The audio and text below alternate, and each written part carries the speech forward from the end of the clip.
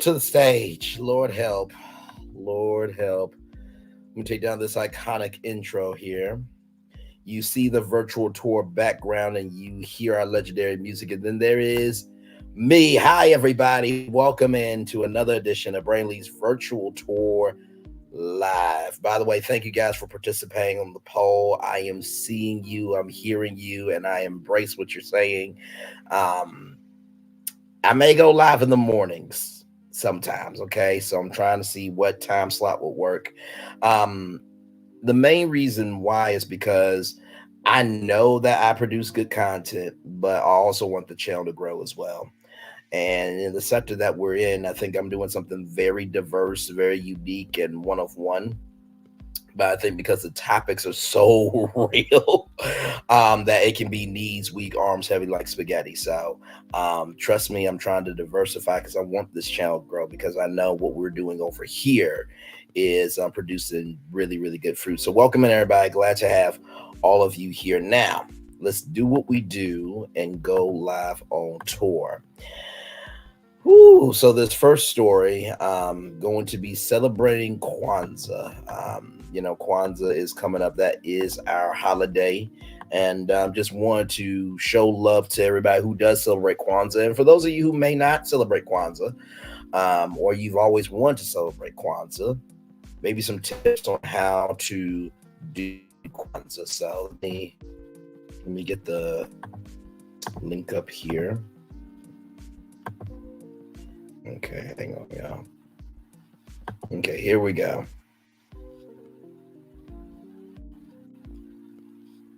Here we go. All right. So, great buys to help your family celebrate Kwanzaa. This comes to us from blackenterprise.com. Amazon has plenty of items to help your family embrace or continue celebrating Kwanzaa this holiday season. So, since 1966, Kwanzaa has been an annual celebration of African American culture from December 26th to January 1st, based on traditions from various parts of Africa. Black activist Maulana Karenga created Kwanzaa in 1966 in the aftermath of the Watts, California riots as a specifically African American holiday. Karanga said his goal was to give blacks an alternative to the existing holiday of Christmas and allow blacks to celebrate themselves and their history, rather than simply imitate the practice of the dominant society. Today, thousands of families embrace Kwanzaa and its 7 principles: umoja, unity. Now listen. Okay, so I know this is African. Okay, so just give me some love, grace, and space. Kuwaiji Kachila, self-determination. Ujima, collective work and responsibility. Ujiyama, cooperative economics. Nina, purpose. Kumbana, creativity. And Amani, faith. Amazon has plenty of cool items to help your family embrace or continue celebrating this holiday steeped in Black pride. So, Celebrate Kwanzaa continues the spectacular holidays around the world book series by focusing on this African American holiday, which falls during the festive gift giving season, is celebrated by families, communities, and schools throughout America with succinct, lively text and beautiful photographs. The book celebrates African American culture and helps us to understand and appreciate this special holiday. So holidays around the world celebrate Kwanzaa. This really cool T-shirt here, Kwanzaa holiday style tees here. Kwanzaa 7 principles shirt. Show your pride in the culture with this cotton shirt. Comes in 3 different fits for men, women, and children, so in colors. Grab one for every member of your family this year. Kwanzaa Sanafaka candle holder and celebration said, once you learn the meaning of Kwanzaa's principles, you'll be compelled to light a candle to celebrate each day. This set comes with all 7 candles plus a quinoa candle holder, a cup, a mat, and instruction sheet. So that is the candle holder there. Then you have a Happy Kwanzaa banner. Boldly spread some holiday cheer in your neighborhood or your local business with this outdoor Kwanzaa banner with durable with durable polyester fabric. It is fade resistant and stretches over 73 inches. It can also be used indoors to decorate the family room. Then you have this Kwanzaa table runner. Decorate your kitchen, set the tone at the dinner table with this runner. Perfect for formal meals with the family. This sturdy 100% linen runner is easy to clean and certainly to bring grace and smiles to every gathering. So I just wanted to showcase that to y'all because I really do believe that we all deserve to be celebrated and every holiday deserves to be celebrated. Amen. So we love representation over here. So let me see here. I'm trying to see if the book will show. Let me see, holidays around the world book series, because I do want to show these products off to y'all so that way y'all can see what they are. Let me see here.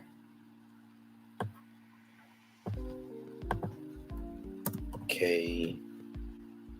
Sorry, y'all. We're live phone tour. Please forgive me there. There we go. So here it is here. This is the actual book here. Let me pull it up just so that way y'all can see what the book looks like if you want to order it. Of course, Christmas is Monday, so, you may not be able to get in for Christmas, but definitely want to showcase that to you guys there. So hopefully you guys are doing good on a Friday night. We have made it through another week. So here is the Kwanzaa paperback book here. Celebrate Kwanzaa, holidays around the world there. And then here is the Kwanzaa principles shirt. And then they have black, navy blue, red, green, Kelly green, and then dark heather gray. So shout out for Kwanzaa, amen. And to all of you who will be celebrating Kwanzaa, I hope it's a wonderful, wonderful Kwanzaa for each and every one of you. All right. So we are going from Kwanzaa to this story here, and trigger warning for everybody. I reported on this story on Virtual Tour Live, and Lord Jesus, former G League player admits to murder charges of Marina Rogers. So remember how I talked about this player here who was arrested in connection to a kidnapping of that young lady. Well, former G League players admits to murder of Marina Rogers, a former player for the Stockton Kings, was arraigned in court on Tuesday in connection with the passing of Marina Rogers. CBS News Sacramento reports that Chance Comache, a former player for the Stockton Kings, was arraigned in court on Tuesday, facing serious charges of kidnapping murder in connection with the death of 23-year-old Marina Rogers in Nevada. Details, and by the way, this comes to us from blackenterprise.com. Details emerging from a Las Vegas Police Department arrest report obtained by CBS News outline a plot orchestrated several months between Comache, 27, and his alleged accomplice and girlfriend, 19-year-old Saki Harden. So you mean to tell me that you bring a 19-year-old into your bowl-ish to kidnap and off somebody at 19? Forget the age, but also too, with that age, let me rephrase it, back it up and reverse it. The fact that you at 27 years old, you have your brain all together. But for you to stoop that low to bring in a 19-year-old to kidnap a 23-year-old to murder her, you're done, bro. You're done, because in jail, they don't deal with that. They don't deal with people messing with women, children, and the elderly. They don't deal with that. So they will take care of your behind in jail. I can't. According to the report, Comache confessed on December 15th to the murder of Rogers, revealing that he and Hardin strangled her inside Hardin's vehicle. Text messages presented in the report exposed a sinister plan to lure away Rogers from her friends and her tragic demise. The report discloses that Comache, and trigger warning everybody for what I'm about to read to you, allegedly used a HDMI cord to carry out the gruesome act after falsely inviting Rogers under the pretext of a double prostitution meetup. The investigation suggests that the murder occurred shortly after the Stockton Kings played the G League Ignite in Las Vegas on December 5th. Subsequent to Comache's confession, detectives were able to locate Rogers' remains in a Las Vegas suburb. Arrested at the Stockton Kings practice facility on December 15th, Comache appeared in a Sacramento County courtroom on Tuesday, December 19th. Having waived his extradition rights, he is poised to be transported from Sacramento to Clark County, Nevada, where legal proceedings will unfold. Las Vegas police apprehended Hardin on December 13th. Rogers, a medical assistant from Washington State, vanished while visiting Las Vegas with friends, and her disappearance was reported on December 7th. The revelations from the arrest report shed light on the disturbing details of the alleged plot and tragic outcome that unfolded. Comache's attorney seen leaving the courtroom with the former G League player mother and another family member refrained from responding to questions from press outside the courthouse on Tuesday. The gravity of the situation is underscored by the two individuals allegedly plotting to kidnap and off Rogers over two distinct issues. You know what? This is just too damn much. Why though? Like, and for you to bring in the NBA G League into all this, like, dude, what are you? We're gonna go to CBS News Sacramento for more information here. So, trigger warning, everybody. A very, very sad story indeed, and just wasn't right. It wasn't right. There's no words to say on this story. I'm trying to see if I can. I don't know why it's not now playing, but oh, okay, hang on. Sorry, y'all. To a personal loan or line of credit, even when other lenders won't. Apply online in minutes and get funds deposited the next business day or sooner.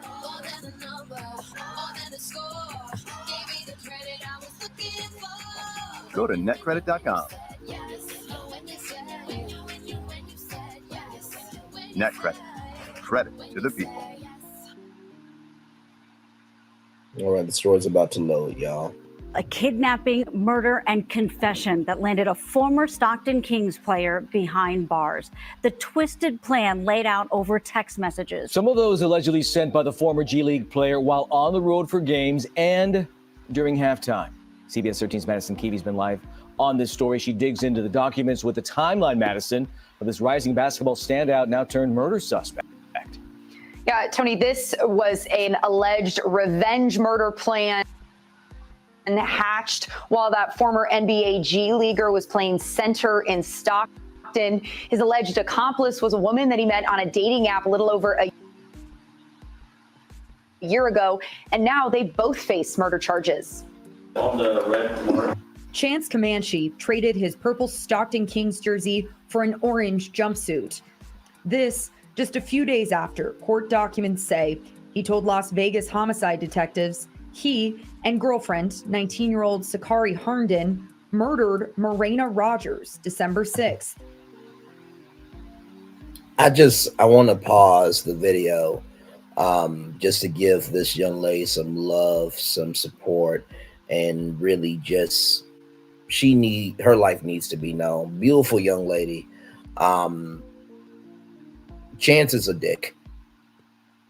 And the 19-year-old, I'm not even going to call her a name because she is still developing herself, but she can be called many names as well. But I'm just giving this lovely young lady love, grace, and space here. Let's keep rolling. The timeline laid out in a warrant obtained by CBS 13. It says on December 1st, Chance and girlfriend Sakari start planning the kidnapping and murder of Morena through texts. Witnesses tell investigators there's an argument between the two women, who are both allegedly sex workers. The fight, that Morena knew Chance's girlfriend gave information to police that led to an arrest of a man in Stockton, linked to a double homicide back in March. The warrant saying not only did Morena know, she was telling people about it. A possible motive for the plan that was at first going to be a murder for hire. Texts outline the setup that Chance's girlfriend would tell Morena there was a customer. Quote, she can pull up to wherever he want her to, and I'll tell her to go alone, obviously. In the same thread, she told him, quote, thanks, good luck at your game. When his friend didn't come through to help with their alleged plan to kill, he sent his girlfriend a text, quote, I can snap her neck or just strangle the, calling Morena a name. Chance told detectives when he was arrested 2 days after he sent that text, they strangled her, burying her body in a ditch, all while he was on a trip to Las Vegas for a basketball tournament. He snuck out of the team hotel, surveillance video showed, to commit the alleged crimes. Yeah, and these texts really show even more that when the three were together in this plan that was alleged was playing out, the couple were texting each other, bragging about how well they were pulling off this lie. Chance, by the way, was arrested in Sacramento County at a practice for the Stockton Kings. He is no longer a member of that team. First, New Charmin Ultra Soft Smooth. first of Tear. all, to Morena Rogers' family, love, prayer, and support go to you. You had a beautiful, beautiful soul with you. And to Comache's family, y'all need to excommunicate from him. If he has any kids, he's his father, his parental rights as a dad should be terminated forever. Sakari Hardin, this is just so sad for her because her life is over at this point. At 19 years old, your life is done. I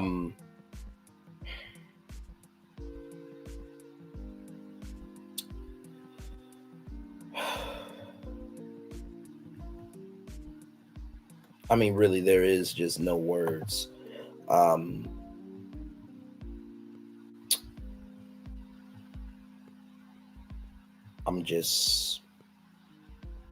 I'm disgusted. I really am. And it says here, Hardin had already been arrested on December 13th by Las Vegas police. And Comache was brought into court and confessed on December 15th to his and Hardin's murder of Rogers and Hardin's vehicle by way of strangulation. Now, I don't advocate for violence often, but I wish there would have been a real brother or a real sister to do what needed to be done in that street. I'm not saying no more than that. There's a term I always say, people believe family is police. And that's what should have happened to him. Like I said, the fact that you would bring a 19-year-old into your bullish is beyond disgusting.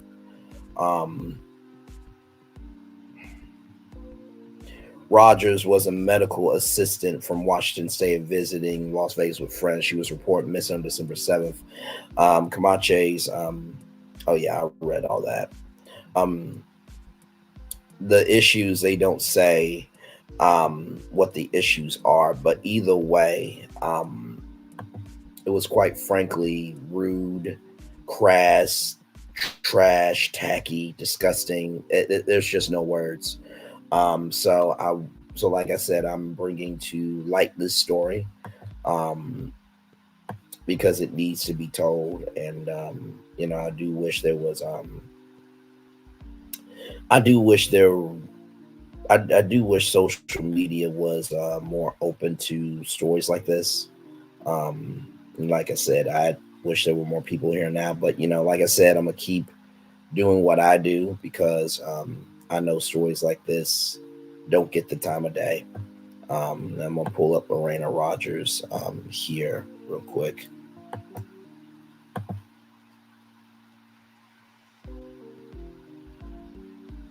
So this is yeah, your life is over, man. Your life is completely over. And here she is here. Let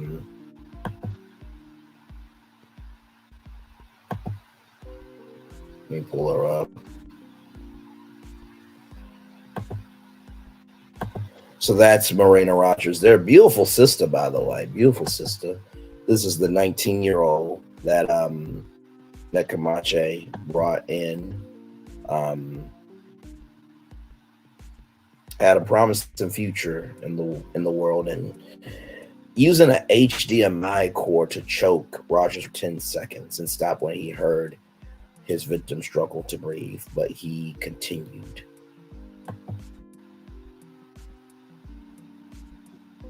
Rogers willingly had her wrists tied together before Comache wrapped a cord around her neck. While Harder still straddling, Rogers placed her hands on the defenseless woman's neck.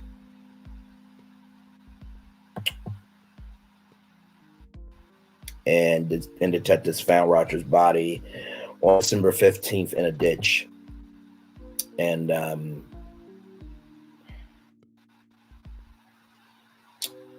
he did this while he was at work. Your life is over, bro. I got no words for you.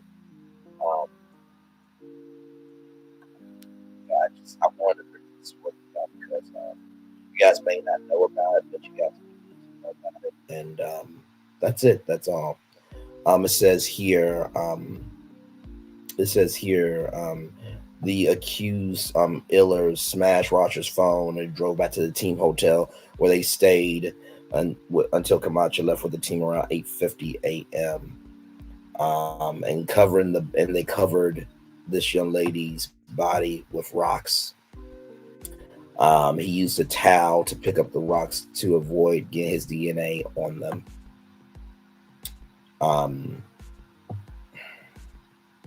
Comache and Harden were in contact with each other after the murder, with police believing the former king was coaching Harden how to talk to law enforcement. Calmly answer them. They only know what you tell them. Comache said 10:03 a.m. December 6th. You got this, boo. This post-game interview. This is the post-game interview. Just smile and wave. Harden was arrested on December 13th and was charged with felony first-degree kidnapping and felony theft for allegedly stealing a Rolex value between $5,000 and $25,000. FBI agents in Sacramento County Police arrested Comache on first-degree kidnapping charge on December 15th. So on Monday, a criminal complaint was filed in Las Vegas court charging both Comache and Harden with open murder, conspiracy to commit murder. They both made their both initial court appearances on Tuesday. So rest in peace to this beautiful queen here. And to this brother, honestly, fuck you, man. Fuck you. I mean that shit. And to his family, y'all need to excommunicate from him. If he's a parent, terminate his rights. Whatever y'all need to do to get away from this piece of shit, get away from him. Because no, you basically murdered somebody for unknown reasons that probably didn't amount to ish, but that's what you decided to do. So fuck you, man. I can't with him. So we're gonna roll on because I don't want to stay on this too long. Yeah, so basically what ended up happening, this piece of shit, and I can say it now because we're in the midst of this now. This piece of shit murdered this young lady here, murdered that young lady there with a HDMI cord around her neck. So basically, on December 4th, Comache has checked into the M Resort Casino in Henderson, Nevada with the Kings as they were playing a game the next night at the Dollar Loan Center. Following the Kings game, Comache made his way back to the hotel with the team before he went back outside, got in the hardest cars they met to drove to meet Rogers. Rogers was lured to her passing by Comache and Harder, who promised her a double date for another man and to meet them at a predetermined location according to newly released text messages. After purchasing alcohol, the trio drove to a cul-de-sac near the former house of Comache's friend where they originally planned to commit the murder. Harden had explained to Rogers that Comache was the trick a prostitute client. He was going to pay them for the services. Saskia explained to Comache that explained Comache was into kinky sex and wanted to tie them both up before having sex. Rogers agreed to begin removing her clothes. Harden removed her clothing and climbed over the center console and straddled Rogers' rap police records read before Comache had grabbed a bag of plastic zip ties that were already in the car and handed to Saskia. Rogers willingly had her wrists tied together before Comache wrapped a cord around her neck, HDMI cord, while Harden was straddling. Rogers placed her hands on the defenseless woman's neck. Comache told police that he used the HDMI cord to choke Rogers, to choke this young lady right here for 10 seconds and stopped when he heard his victim struggle to breathe. But then Harden continued. Then Rogers became unresponsive. So once again, to the mom of this piece of shit and to the family member of that piece of shit, I just want y'all to know, the family member you got, the son that you raised, and you know what, I'm not even gonna get mad at the mom, because guess what, moms can only do so much, but to that mama, your son is a piece of shit. I just want you to know that. And you may not have a son by the time he gets in jail. I hope he gets life. I really mean that. And to that young lady who was 19 years old, I hope that this is a very hard-bought lesson for you. Of you don't need to be with everybody who's on a dating app. Let's roll on. I can't do it. No. So, like I said, this virtual tour is going to be triggering tonight. We went from Kwanzaa to murder, and we're not done yet. We're live on tour, but I wanted to showcase this story because I do believe that right is right and wrong is wrong, and this, I mean, Hades doesn't even describe this. This is a nymph of the devil. I said it. I don't give a damn at this point anymore. I don't. And not to mention, he did this on NBA time.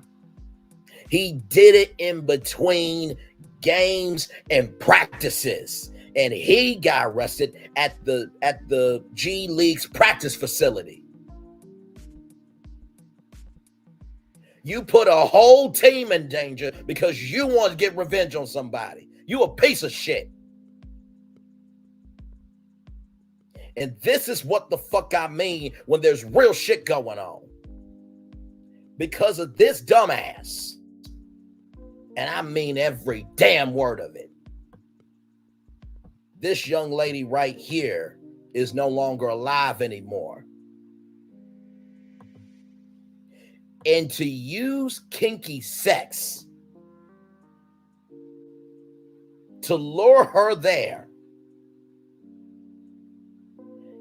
and fake the fact that she was going to get paid, and 10 seconds in when she said stop, you kept going, that means you did that shit because you wanted to. Fuck you, you piece of shit. Fuck you. And I mean that shit.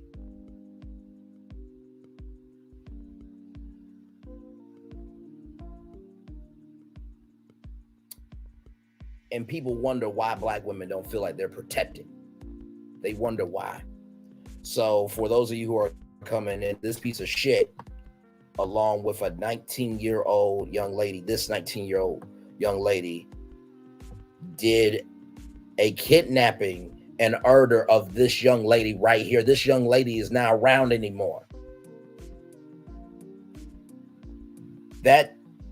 This piece of shit used an HDMI cord around that woman's neck. Let's roll on. Let's roll on. And y'all, we're not done yet, because you saw the title with PornHub. Oh, we're gonna get there. We're live on tour. This one here. Whew. All right, let's roll on. So this story also comes to us from Black Enterprise. IRS announced January 6th deadline for taxpayers. As the 2024 tax filing deadline looms, the IRS is issuing a timely reminder by January 16th to sidestep potential penalties. As the 2024 tax filing deadline looms on the horizon, the IRS is issuing a timely reminder to certain taxpayers to act by January 16th to sidestep potential penalties. This early deadline is specifically aimed at taxpayers who fell short in their 2023 tax payments. By submitting a payment on or before the January date, individuals can afford additional fees, possibly manifesting in the form of an unwelcome tax bill, according to The Hill. While most individuals have their taxes automatically withheld from their paychecks throughout the year, those who are self-employed or function as independent contractors bear the responsibility for remit their tax payments directly each quarter. January 16th signifies the end of the fourth quarter and the deadline concerning tax payments to the IRS, making it critical for those needing to catch up on their financial obligations to the government. According to the outlet, the IRS highlights that individuals who found themselves owing taxes in the previous year often encounter a similar situation at the close of the sequential year. Various factors contribute to the scenario, including a failure to adjust to tax withholding income derived from non-wage sources such as dividends or involvement in complex financial situations.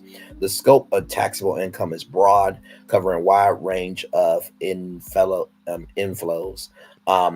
According to the IRS, taxable income includes but not limited to unemployment income, refund, interest, profits from the sales of goods. Even workers participating in the gig economy are not exempt from the requirement to declare income earned on their side through their side hustles. To facilitate the payment process and to assure with tax obligations, taxpayers are encouraged to visit the IRS website for detailed information and guidance on making timely payments. While the general tax filing deadline for 2024 is still a few months away, this early deadline serves as a crucial checkpoint for those seeking to avoid penalties and stay on top of their financial responsibilities. Now, when I saw this, I immediately thought of YouTubers because, with what we do, I know that, we this is like a side gig, but I don't know. So this is what the IRS website here looks like, just to let you guys know. So this is what it looks like, just to let you guys here know.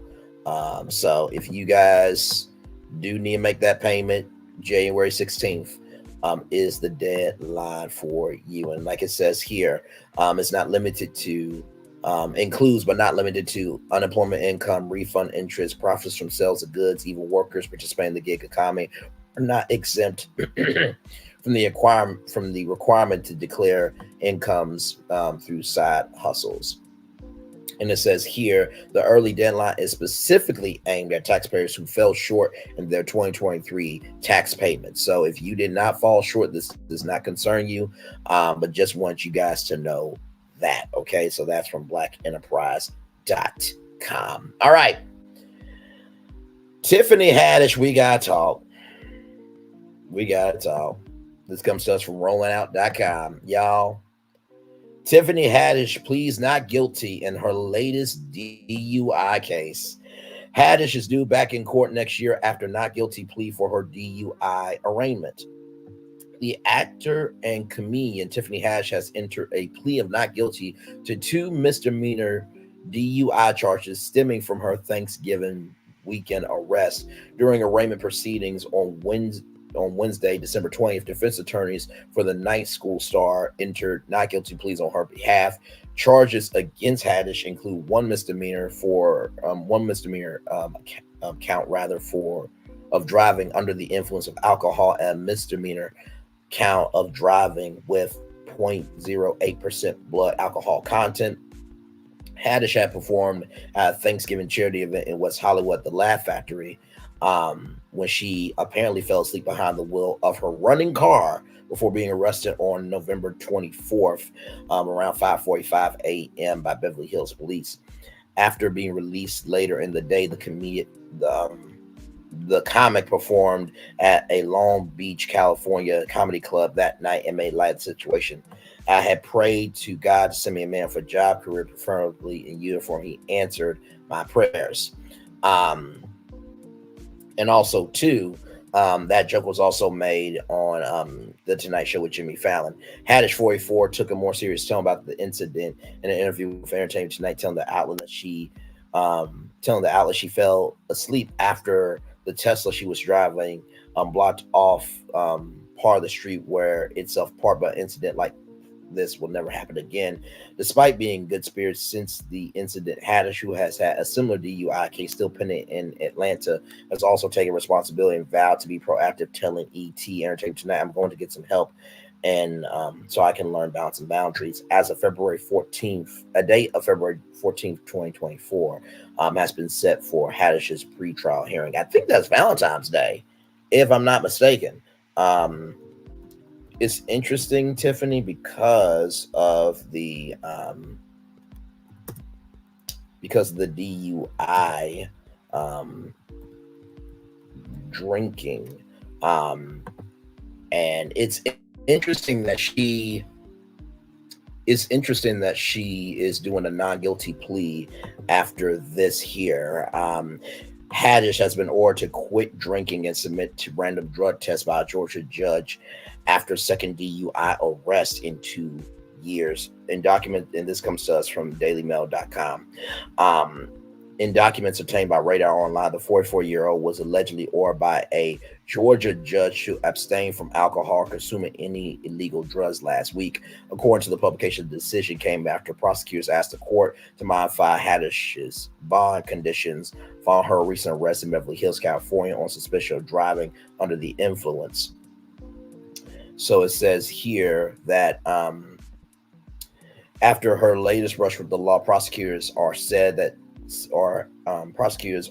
to have asked that Haddish bond to be modified to include a provision saying Haddish cannot or can't drink, must be drug tested. During the hearing, the judge reportedly granted the notion or Haddish not to drink, to use drugs, including hemp, products such as CBD. The order, however, allows her to take prescription drugs within the therapeutic limit. Additionally, the site claims she will submit to a drug test panel that detects the use of general illegal drugs and shall include testing for ETG, ETS, and alcohol metabolics. Tiffany, I know we all have made mistakes. Okay, so he or she who has not sent Castor first stone, he can Castor shut the hell up talking to me, right? But I think it's getting a little tiring that you say you don't have a problem, but yet you have fell asleep twice behind the wheel after drinking. That is a problem, okay? Until you step up, people are not going to step up for you. And the fact that you would plead not guilty when Beverly Hills police arrested you at 5:45 in the morning, that is mind-boggling to me. Go to rehab, get your treatment, and be still for a good long time. But please don't do things like this because you get more flies with honey and vinegar. And right now, yes, you're throwing around a lot of vinegar. Okay, so that is that. All right, y'all, let's roll on. We are live on tour. So saw this story, and this story is real. Okay, this comes to us from Deadline.com.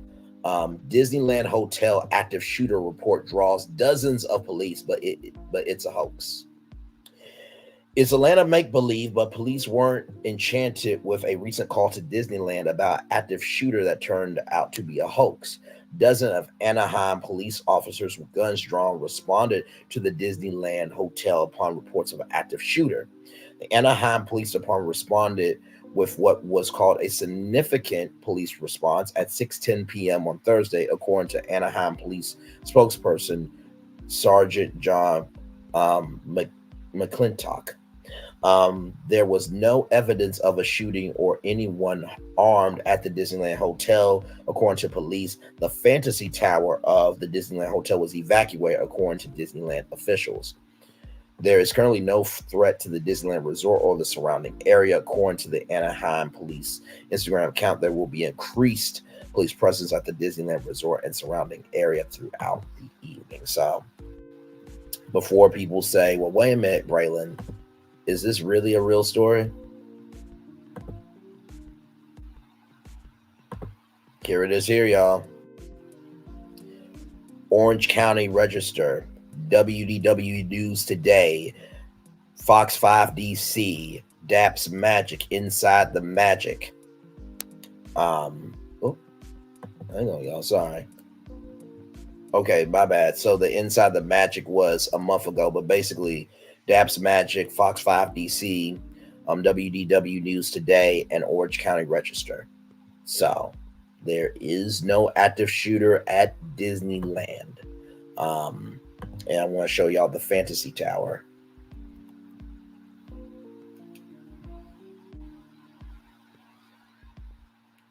Fantasy Tower. Disneyland Hotel. So, so the Fantasy Tower here is this here. Let me show y'all this tab instead. So this is the Disneyland Hotel, and this is the Fantasy Tower at the Disneyland Hotel. So, but just imagine though, like at this point, with the world we live in today, it is difficult to be anywhere and not know if you can ever be safe. Sorry, y'all. So yeah, so this is what, sorry, we're live on tour, y'all, please forgive me. So this is what Adventure Tower looks like. So basically a tower, a section of the hotel had to be evacuated because somebody put in a call of an active shooter at Disneyland and at the Disneyland Hotel. Y'all, I'm telling you, the world we live in today is not the same world of yesterday. So just wanted you guys to know this story, but everybody is okay. And like they said, there is currently no threat to the Disneyland Resort or surrounding area. According to Anaheim Police Instagram account, there will be increased police presence at the Disneyland Resort and surrounding area throughout the evening. So just want you guys to know that story there, because you guys may not have heard of it, but I thought it would be important to cover here. All right. So the next story we got for y'all, Phyllis, you asked me to cover it. I do have the information, and Bishop T.D. Jakes has responded. So here we go. Okay. So this comes to us from Know Your Meme. The Black Twitter community is going crazy after a TikToker shared some rumors about American pastor T.D. Jakes' alleged sexual encounters with multiple men at rapper Sean Diddy Combs' gatherings. As if that's not shocking enough, the rumors also went into detail about Jake's sexual preferences, being called a power bottom. Since the internet loves the juicy scandal, we'll explain how America's favorite pastor became a trending topic on social media. So what is the Pastor T.D. Jakes power bottom rumor? Pastor T.D. Jakes, or Bishop T.D. Jakes, was caught in the middle of a storm involving his longtime friend rapper Sean Diddy Combs after a TikTok video posted by user Just Nene on December 20th alleged the R&B singer and Combs' ex-wife Cassie handed over evidence to federal agents that implicate the pastor's personal life. The video shown below details some of the alleged leaked confidential information about Cassie's lawsuit against her ex-husband Diddy in late 2023. Just Nene TikTok alleges Cassie handed over tapes of Diddy's late wife Kim Porter burner phone to the FBI, and also an email revealing the pastor's supposed sexual encounters with multiple men at Combs gatherings. In one particular moment of the video, Just Nene played a clip of an unknown man alleging people referred to Pastor or Bishop T.D. Jakes as a power bottom at Combs parties, and also claimed that a young male acquired a lawyer to represent him as he plans to sue the pastor for an incident that occurred when he was a minor. So what is a power bottom? Listen, I just report what people want to put out here on the internet, okay? So don't at me. A power bottom is described by Urban Dictionary as gay terminology similar to a bottom, but a specific variety. A power bottom tends to be in charge and feels the most powerful when bottoming. A Men's Health article also explains that a power bottom is the person controlling the tempo of, there's a Pizza Hut commercial there. I'm controlling the tempo controlling the tempo of sex. I don't know why they just could put that, but anyway, controlling the tempo of sex along with the depth of penetration. So how did people react to the Bishop T.D. Jakes power bottom rumor? The rumor spread quickly across multiple social media platforms, igniting a series of debates, reactions to the unexpected scandal, and the resurfacing of a previous accusation against Jakes, suggesting that he's a closeted homosexual. This claim appeared in a repost on December 21st, 2023 by Twitter user VSE Jana, which used a YouTube video initially uploaded by a self-proclaimed prophet on the Master's Voice Prophecy blog. The post shown below amassed 1.5 million views and 2,600 retweets in a few hours.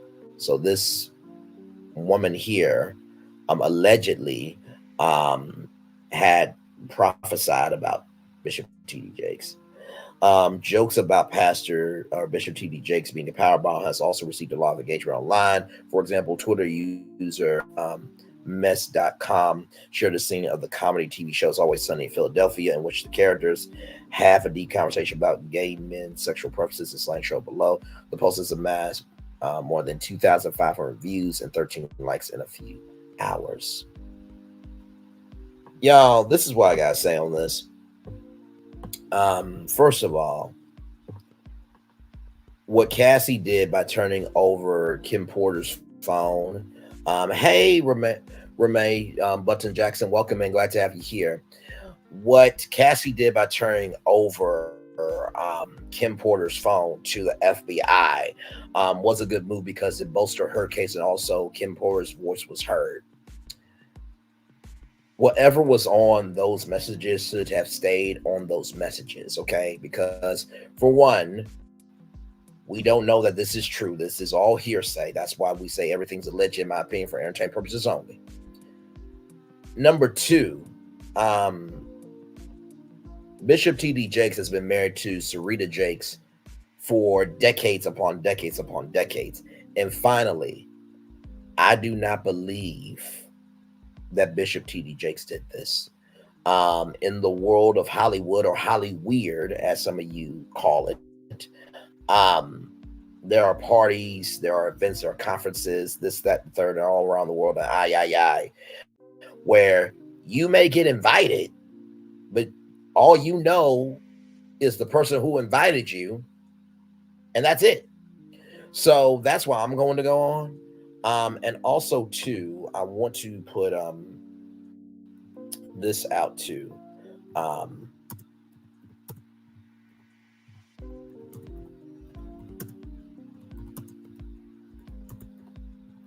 Now, last night, I talked about this story on Clubhouse. We broke the story on Clubhouse. So Cora Jakes, who is the daughter of Bishop T.D. Jakes. This comes to us from 107.5 WGCI FM Chicago. Okay, now this was last year. Okay, so I'm bringing this up to let y'all know that there have been things happening. So that is Cora Jakes Coleman. That is Sarita Jakes, and that is the legendary. Let me make sure I get her name right. Put some respect on her name. Bishop T.D. Jakes' daughter.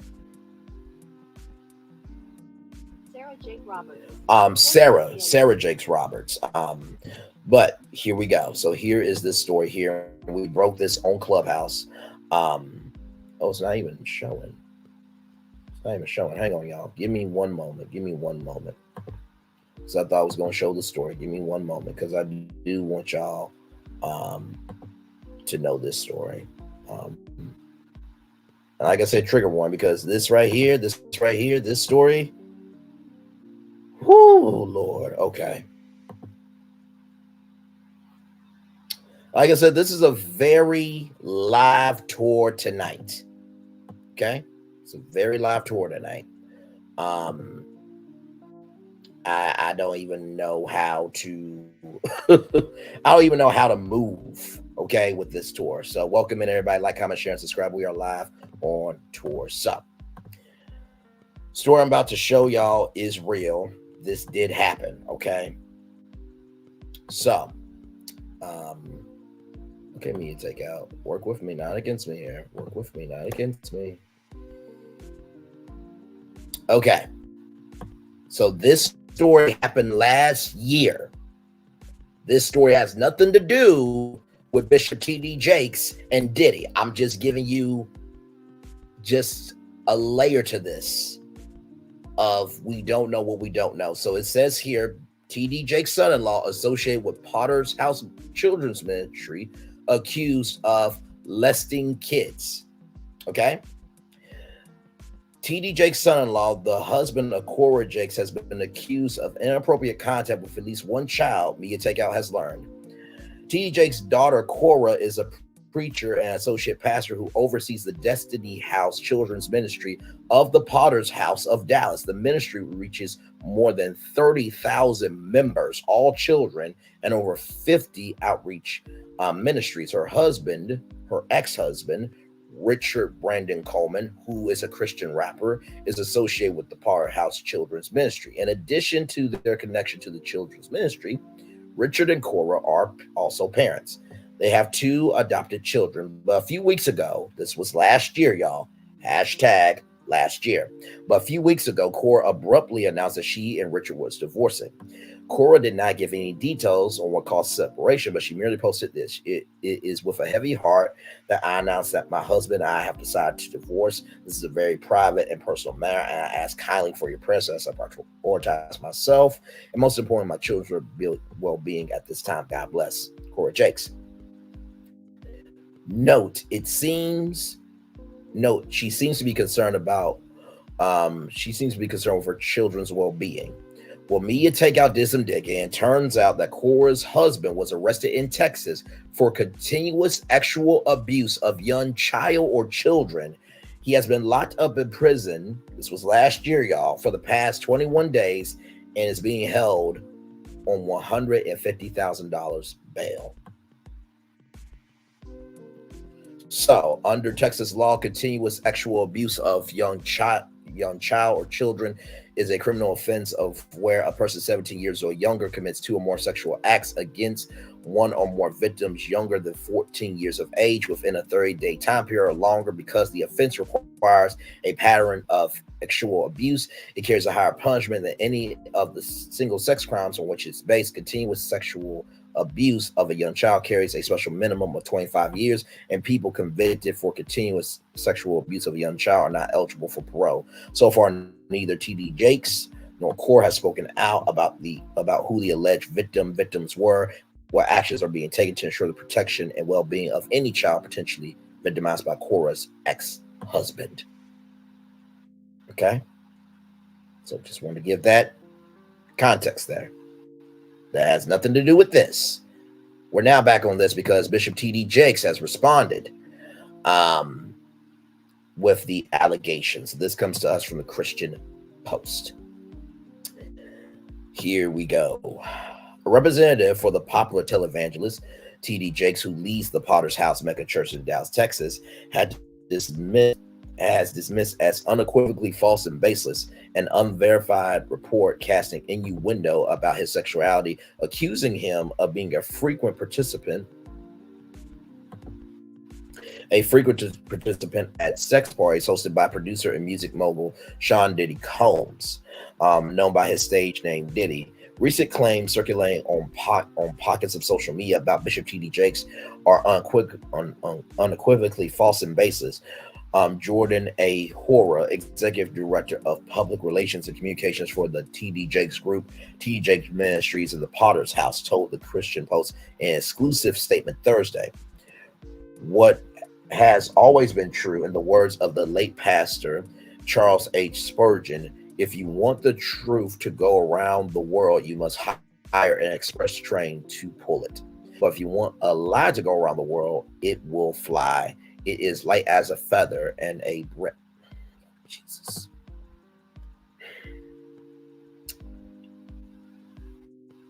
Sorry. It is light as a feather and a breath will carry it.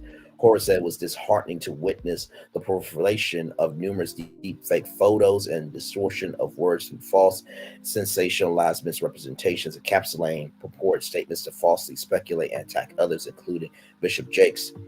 There's much more important work to be done to create a better world, she said. The Bible teaches us the importance of compassion and care for others, especially those who have been marginalized or in need. Chairman Jakes, undeterred by false, perverse, ignorant, and conspiratorial speculations, will preserve his continued dedication to create meaningful change for millions around the globe, guided by the timeless principles of compassion, service, and ministry. Jakes, a 66-year-old father, married father and grandfather, has been a well-known figure in the Christian community for decades, filling arenas across the globe with followers clamoring to hear his sermons, to buy his books, and support his philanthropic work. On Thursday, Jakes' name became a trending topic on multiple social media platforms after a YouTube channel known as Tough News TV embroiled the Woman Thou Art Loose author in a recently settled lawsuit in which the R&B singer Cassie accused Combs of rape as well as repeated physical abuse over nearly a decade. I take pride in building meaningful relationships and partners to impact audiences beyond my direct reach. Thank you, Dee, for sharing your platform, which allows us to bring hope to millions around the world. So there is a show called Kingdom Culture, which I think is like a talk show on Revolt TV. So that is how Diddy and Bishop T.D. Jakes are aligned there. In the explosive lawsuit, Cassie, whose real name is Cassandra Ventura, alleged that shortly after she met Combs in 2005 at the age of 19. So we had a 27-year-old piece of ish bringing a 19-year-old, and Diddy, who was 37, bringing in someone at 19. What is the deal with grown men, black grown men, and 19-year-olds? Somebody explain that to me. He began a controlling and abusive relationship with her in which she was given drugs, beaten, and forced to have sex with male prostitutes as he filmed. Combs allegedly hosted the orgies at high-end hotels across the U.S. If you missed that deep dive into Diddy's into the Diddy lawsuit that Cassie threw through at Diddy, go to the YouTube channel, this YouTube channel, and find it. It's got timestamps and everything. On Wednesday, Tough News TV host Jermaine McKinley claimed near the end of a 37-minute video on YouTube that he received an email from an unnamed source alleging that Cassie turned over to investigators a burner phone that belonged to Kim Poor, the late model and mother of Diddy's children, who passed away in 2018.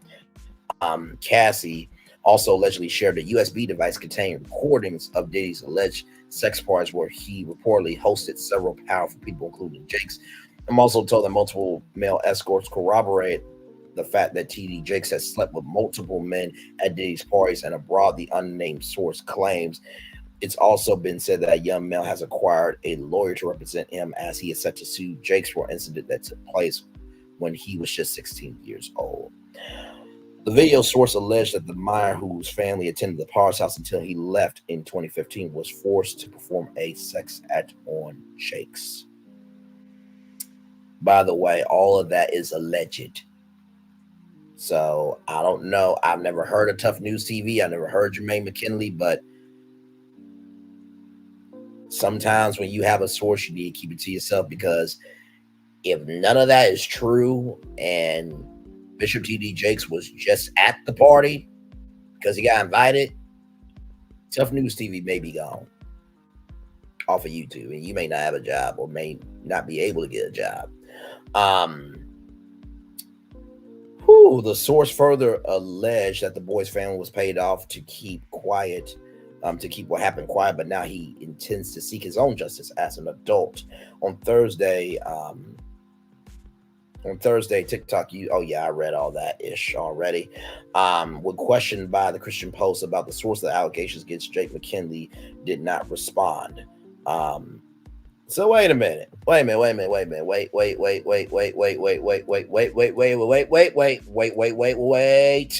You mean to tell me that Jermaine McKinley, a TV host of Jermaine McKinley, Tough News TV host, you were so tough to break that news on YouTube that when the Christian Post asked about the source, you did not respond, but yet you had enough brain cells to form a brain to say it live on YouTube? Okay. All right. And listen, don't at me. I'm just reporting what the Christian Post is saying here. Just over a year ago, video of Jakes attending Diddy's 53rd birthday party in Los Angeles caused a stir on social media. Derek Williams, executive vice president of TD Jakes Entertainment, who was also in attendance at the party, told CP that the video was captured during a brief stop at the party while they were on business in the area. Another source close to the situation also told CP that as far as they are aware, that's the only party hosted by Diddy that Jakes has ever attended. As a filmmaker, executive producer, one of the pioneers of value-based movies, Bishop Jakes, in his role of TD Jakes Entertainment, paid respect to the former chairman of Revolt during the celebration of his birthday, Williams said. Bishop Jakes was in LA for important business meetings, and we felt that a quick appearance at the former chairman of Revolt's birthday event was a respectful thing to do, since Bishop Jakes' sermons are aired on the Revolt network, he explained.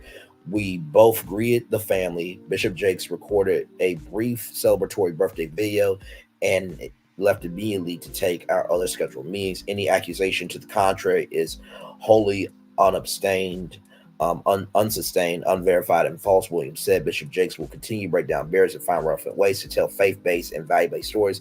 This and only continues to be our North Star. Ooh, Lord Jesus. Okay. All right.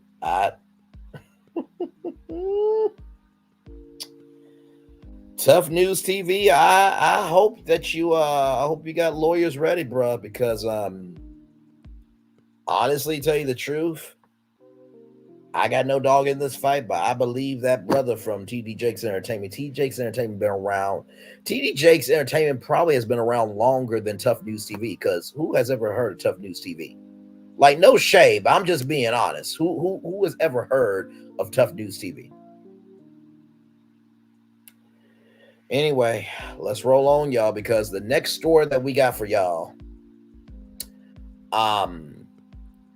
you think this was something, and it is. I think the Disneyland hoax of active shooter was something.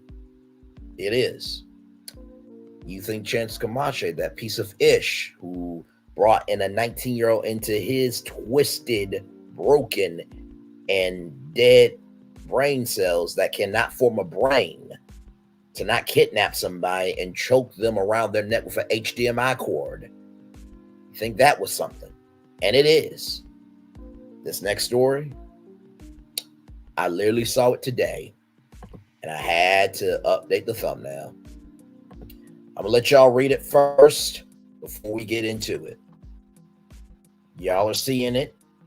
Y'all are seeing it. Y'all are seeing it. I'm going to let y'all read that for a minute, okay? Because, yeah, we're there tonight.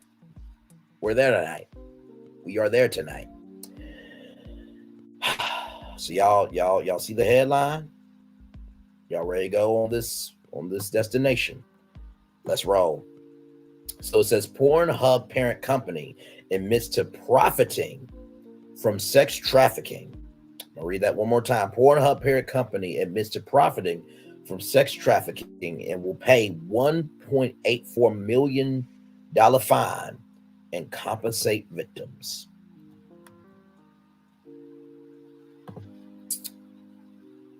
I told y'all this was going to be a different tour tonight. Told y'all. ALO, parent company of PornHub and other sex sites, entered into a deferred prosecution agreement with U.S. prosecutors to settle a charge it profited from deals with porn producers who were involved in sex trafficking. Now, y'all know we always give context over here, so let me do that with y'all right now. So, AO, formerly MindGeek and Manwin, is an adult entertainment conglomerate owned by Canadian private equity firm Ethical Capital Partners. It is primarily involved in internet pornography, operating a number of video sharing websites, including such platforms as PornHub, RedTube, and YouPorn, and pornographic studios such as Brazzers, Digital Playground, Men.com, Reality Kings, Sean Cody, and WhyNotBuy.com, among others. ALO's headquarters are located in Montreal, Quebec, Canada, but the company's corporate structure is divided among entities domiciled in a number of other countries, including tax havens in Curacao and Luxembourg. The company is one of the largest distributors of online pornography, to the extent that it has been accused of having a monopoly position, with 3 out of the 10 most popular online pornography sites being owned by the company. In 2013, a spokesperson for the company stated that its properties were among the top 5 users of internet bandwidth in the world. The company has been subject to a number of lawsuits and filed litigation against its competitors. They were sued in California for hosting non-consensual pornography produced by Girls Do Porn, which coerced women into appearing in their videos under false pretenses. In January 2021, a class action lawsuit making similar claims was launched in Montreal for anyone who had pornography videos and photos, some of which may have been taken when they were underage, sharing on its websites without their consent since 2007. The lawsuit stated that the company knowingly did not investigate nor question its business partner regarding the mounting evidence of sex trafficking. In February of 2021, a U.S.-based civil class action lawsuit was launched against the company on behalf of child sex trafficking victims whose child sexual abuse material was uploaded to PornHub. So now that you got the context on this company, let's roll on back on this story. Under the settlement announced Thursday, Canada-based ALO agreed to pay a criminal fine and forfeiture totaling $1.845 million to the U.S. government. In addition, ALO has agreed to provide payments to victims of the sex trafficking content operators who have not otherwise already received compensation, whose images were posted on ALO's platforms. The Justice Department will assign a monitor for a 3-year period to assess ALO's compliance with the agreement and its processes for identifying and removing illegal content from its platforms. Under the deal with U.S. prosecutors, the criminal charge against ALO will be dropped after 3 years.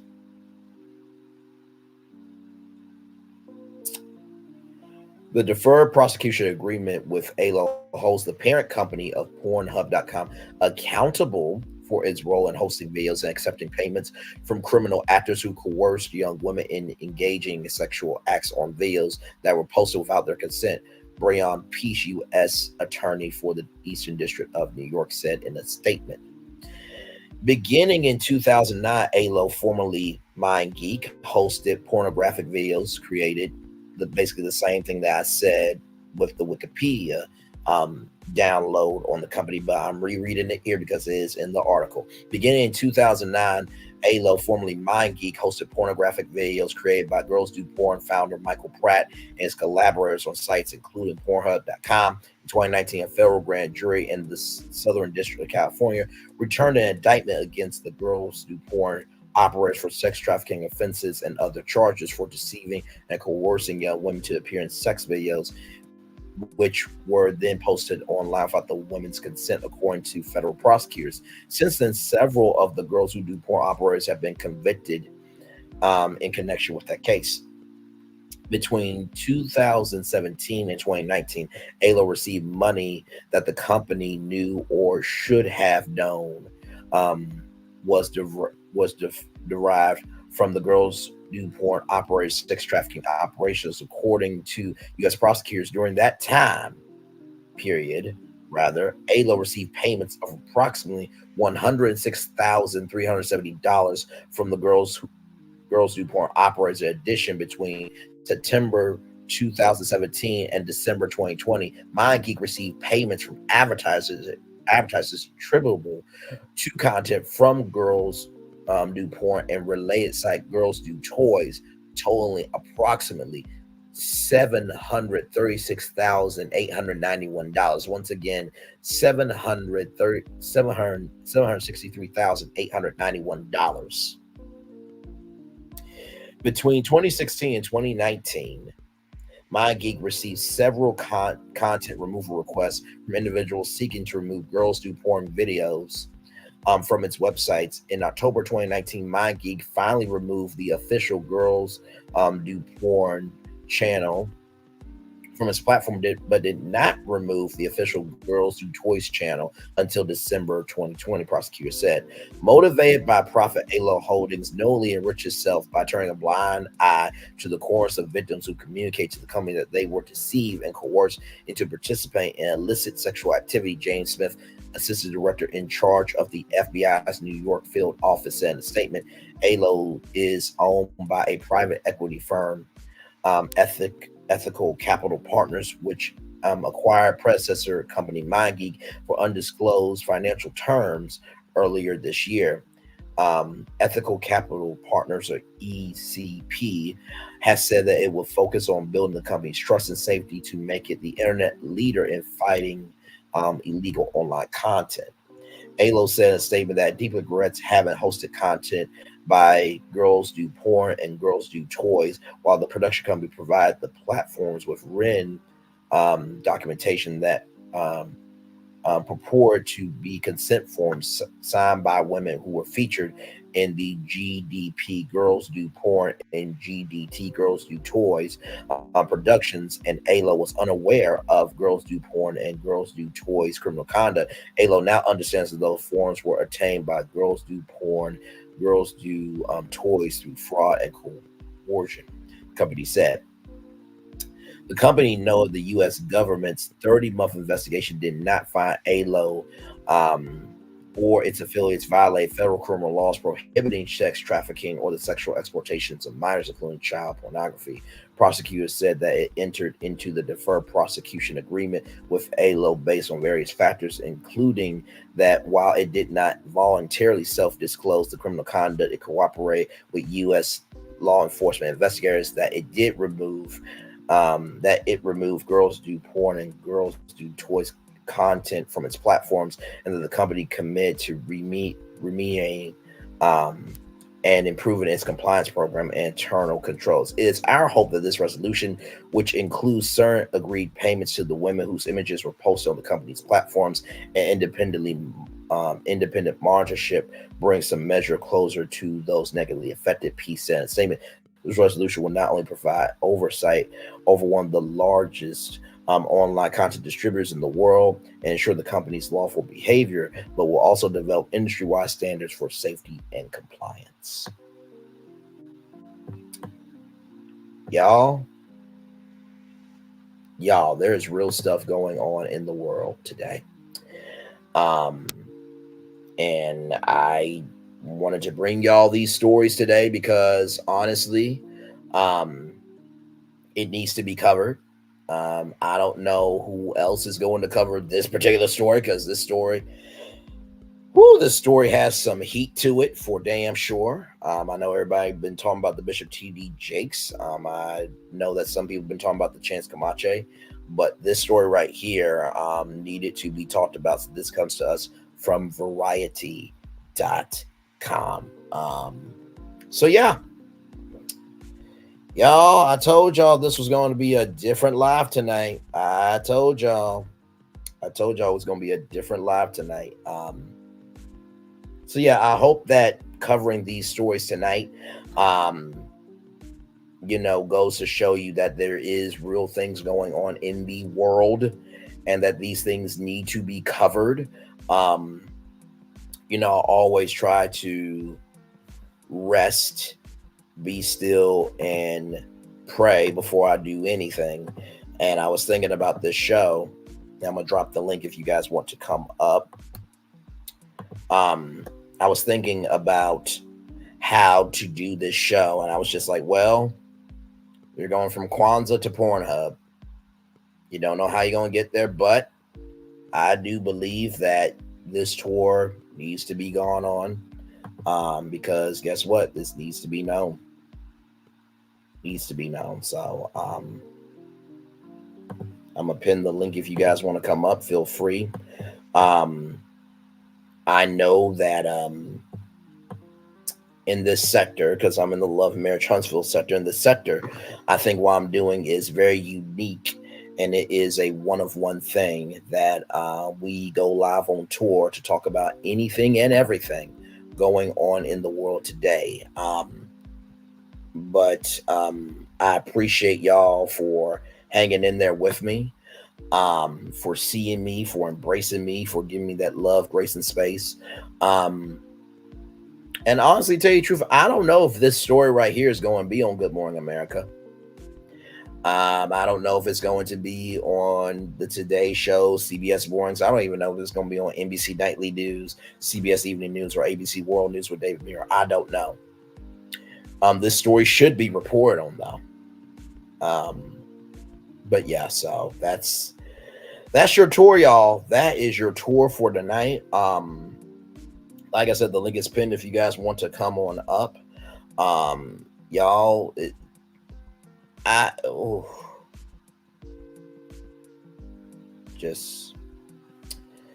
this one needed to be talked about for sure. So listen, shout out to Variety for posting that story. They did not have to post that story, but I appreciate that they did, because it needs to be told. So yes, welcome in everybody. Yes, you are seeing that headline correctly from Variety.com that PornHub parent company admits to profiting from sex trafficking and will pay $1.84 million fine and compensate victims. Now, I know that this may be limited in terms of monetization, but I don't mind it being limited if the stories can get out. Because y'all, we talked about a lot tonight. We talked about someone kidnapping and murdering somebody. We talked about rape, and we also talked about sex trafficking, all in one show. So I know that this show definitely has some heat to it tonight. And listen, like we covered with Jonathan Majors, we covered it cover to cover, and this is the same thing that needs to happen with this. You know what I mean? So listen, I am here for doing what needs to be done, and what needs to be said. So I appreciate y'all being here. I really do. 3 people in the building. Like, comment, share, and subscribe. Glad to have all of you here. By the way, I am looking at y'all votes right now. If I went live in the morning, what time will work for y'all? I got 36% saying 9 a.m., 10%, oh Lord, 9 a.m., 36%, 27% said 10 a.m., and 11 a.m., 36%. So I am looking at y'all. 11 votes so far. So trust me, I'm hearing you, I'm seeing you, I'm embracing you. Yes, welcome in. Yes, you see that headline. That is a real damn story. Just covered it live here on tour. So just, there's a lot going on in the world, y'all. There's a lot going on.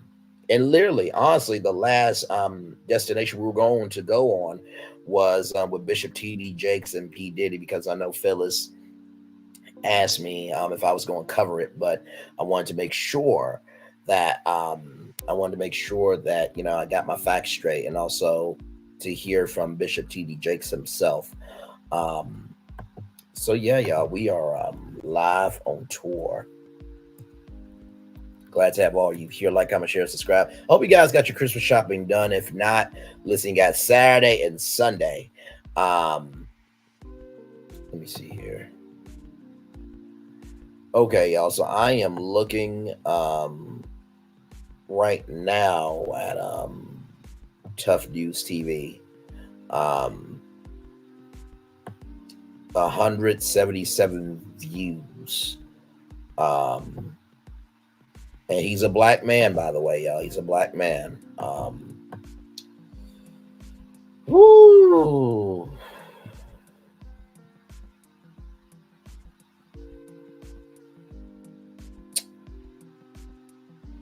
Okay, you know what? I'm not even going to. No, you know what? I might as well. This is all alleged. What I'm about to say. Allegedly, on that video, it says Cassie revealed that Diddy used to ask her and Kim Pour's monthly red sauce for rituals. Y'all can figure out that. I'm not gonna bro, that's y'all, this is so damn deep. Not to mention Vin Diesel, now Method Man, has been accused of doing something to a woman. Like, y'all, like, really? Thank you so much, Ramel Bucks Johnson, for the $5 super sticker. Appreciate you, Queen. Thank you so much. Y'all, this is all before Christmas. Okay? This is all before Christmas. Like, what is going on here?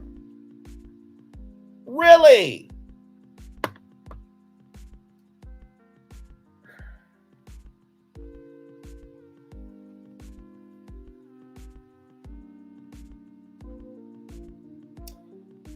Like I said, I don't even know if, actually, you know what? Let me look up live right now and see, and just see if it's being covered anywhere else. Because especially this PornHub store, I don't even know if it's being covered anywhere else right now. I simply do not know.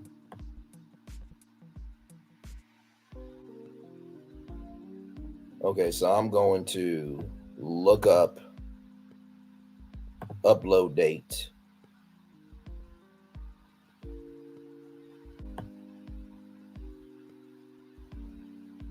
I'm looking right now.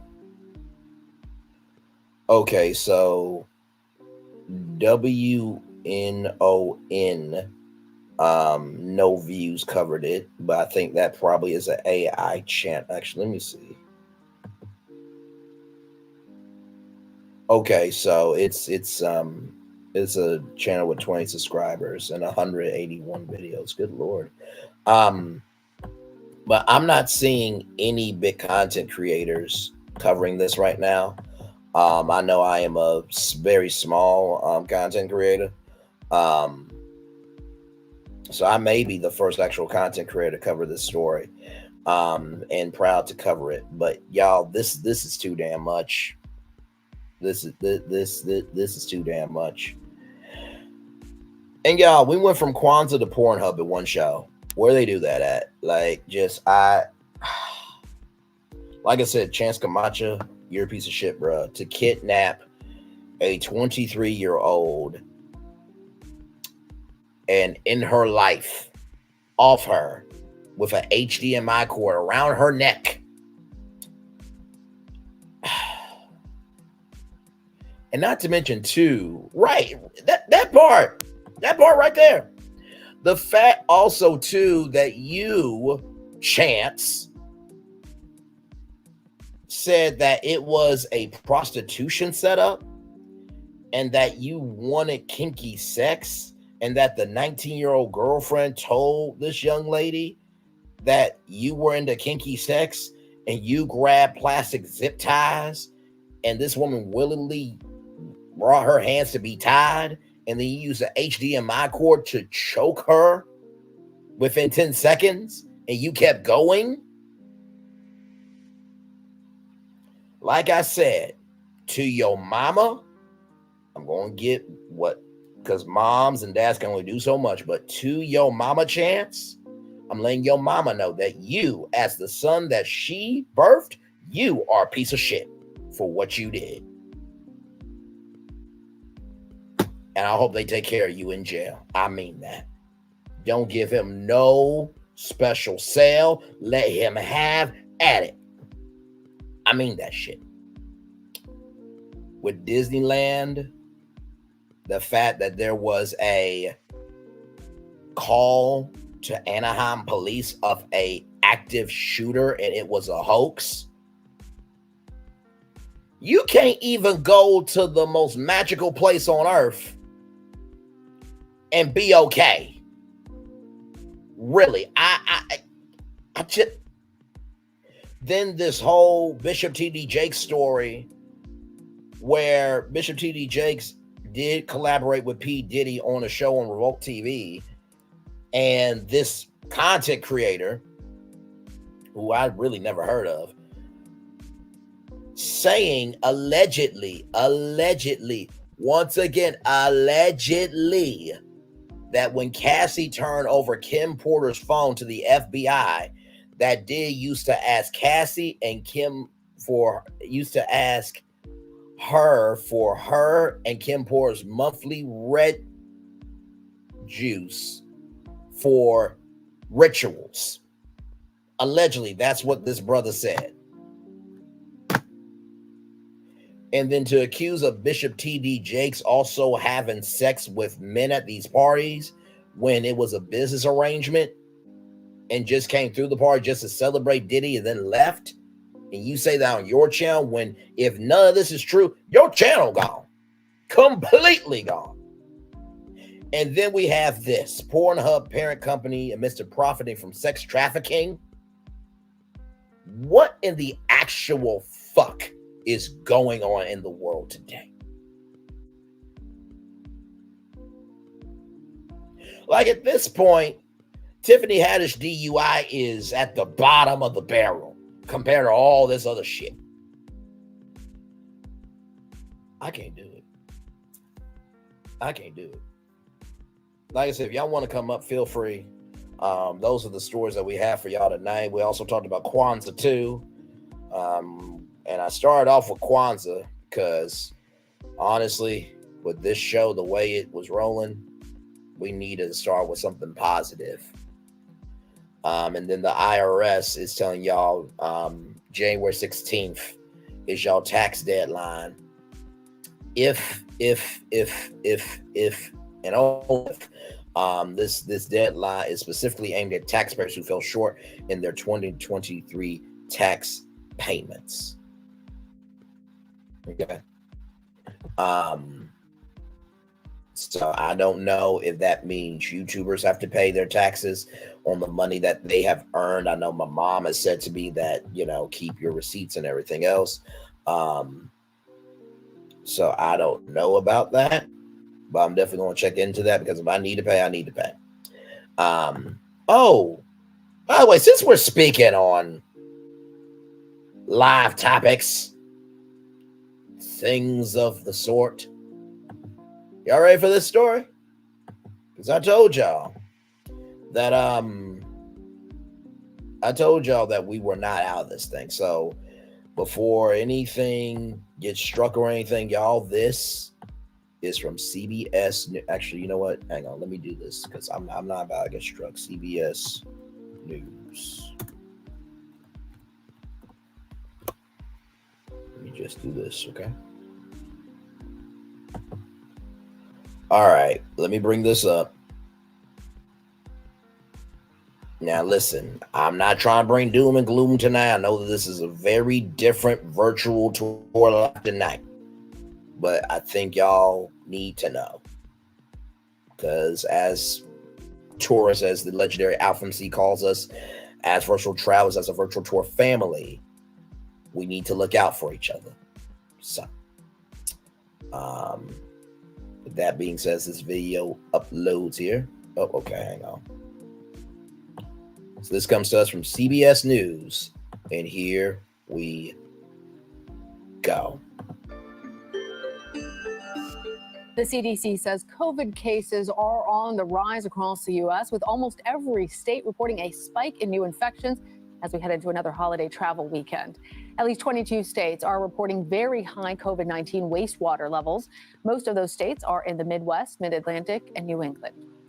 Dr. William Schaffner joins us now from Nashville. He's a professor of infectious diseases at Vanderbilt University Medical Center and always helps navigate the fiction from the facts. We're glad to have you with us, Dr. Schaffner. So there's this new coronavirus strain. It's emerged in recent weeks, JN1. The World Health Organization has called it a variant of interest. What do we know about it? How concerned should we actually be? Well, Lana, it's good to be with you, and it is indeed winter respiratory virus season, and COVID is out there surging, as you were just saying, across the country. It's certainly happening in my neck of the woods here. This new strain, which is a subvariant of Omicron, you can think of it as a grandchild of Omicron, shares some characteristics with Omicron. It's very highly contagious. It seems to be outrunning some of the other variants and becoming dominant. But there are two good things about it. One, it's not producing more severe disease. And number two, the laboratory studies would indicate that our currently updated COVID vaccine does provide protection against severe disease caused by this variant. And that's very, very good. Now, these vaccines will not provide excellent protection against milder disease.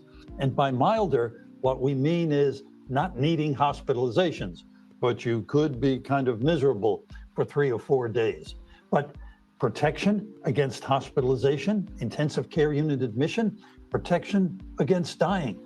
What's wrong with that? Sounds like things that people should pay attention to. But the country is no longer in a COVID emergency, Dr. Schaffner. So a lot of people don't really feel that concerned about it. They're viewing it more like a cold, like a common cold or the flu. Is that an appropriate response? It may very well be. And remind us how long those boosters actually last, if people are sort of wondering whether they need to get boosted again. Well, remember, Lana, I talked about the respiratory viruses. And so sorry, I should be loading. We need to respect these viruses. Influenza, which is also surging across the country at the moment, and we've underutilized that vaccine. COVID is increasing, and RSV has increased, and fortunately, may be plateauing in many parts of the country now. But these viruses are out and about. We have vaccines available against all three of them, and we ought to take advantage of them, respect them, because these viruses, highly contagious, can put even healthy people in an intensive care unit within 48 hours. So we need to respect them, and we want to make this holiday season as safe as possible for ourselves, our families, and our neighbors. It's the best present that you can give. These Vaccines, particularly the COVID vaccine, will provide protection for the next 4 to 6 months or longer. The younger and healthier you are, the longer the protection you get. You mentioned there flu and RSV. RSV in particular, we've seen surging. How do you tell the difference between these different infections, and what should you be looking out for if you're concerned? The difference between sort of standard, it's the winter and people get sick, and where we actually need to be concerned.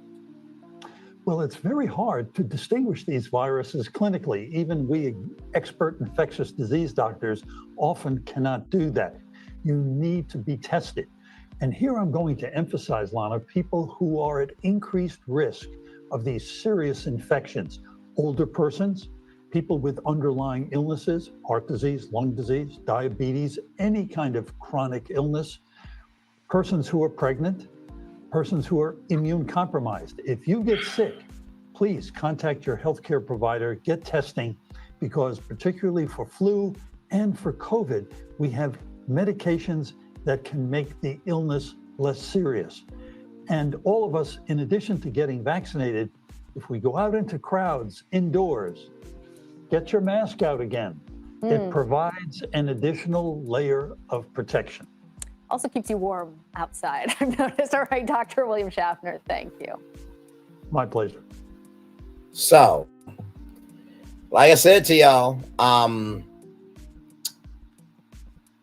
yeah, this is a live tour tonight. And I gotta tell you, oh, wait a minute, hang on, wait a minute, hang on. This is some good news. Hang on, let me get it back on. Check this out. Similar steps. An Israeli-based company is using artificial. So y'all did see that that Biden has. Let me look that story up. Biden marijuana.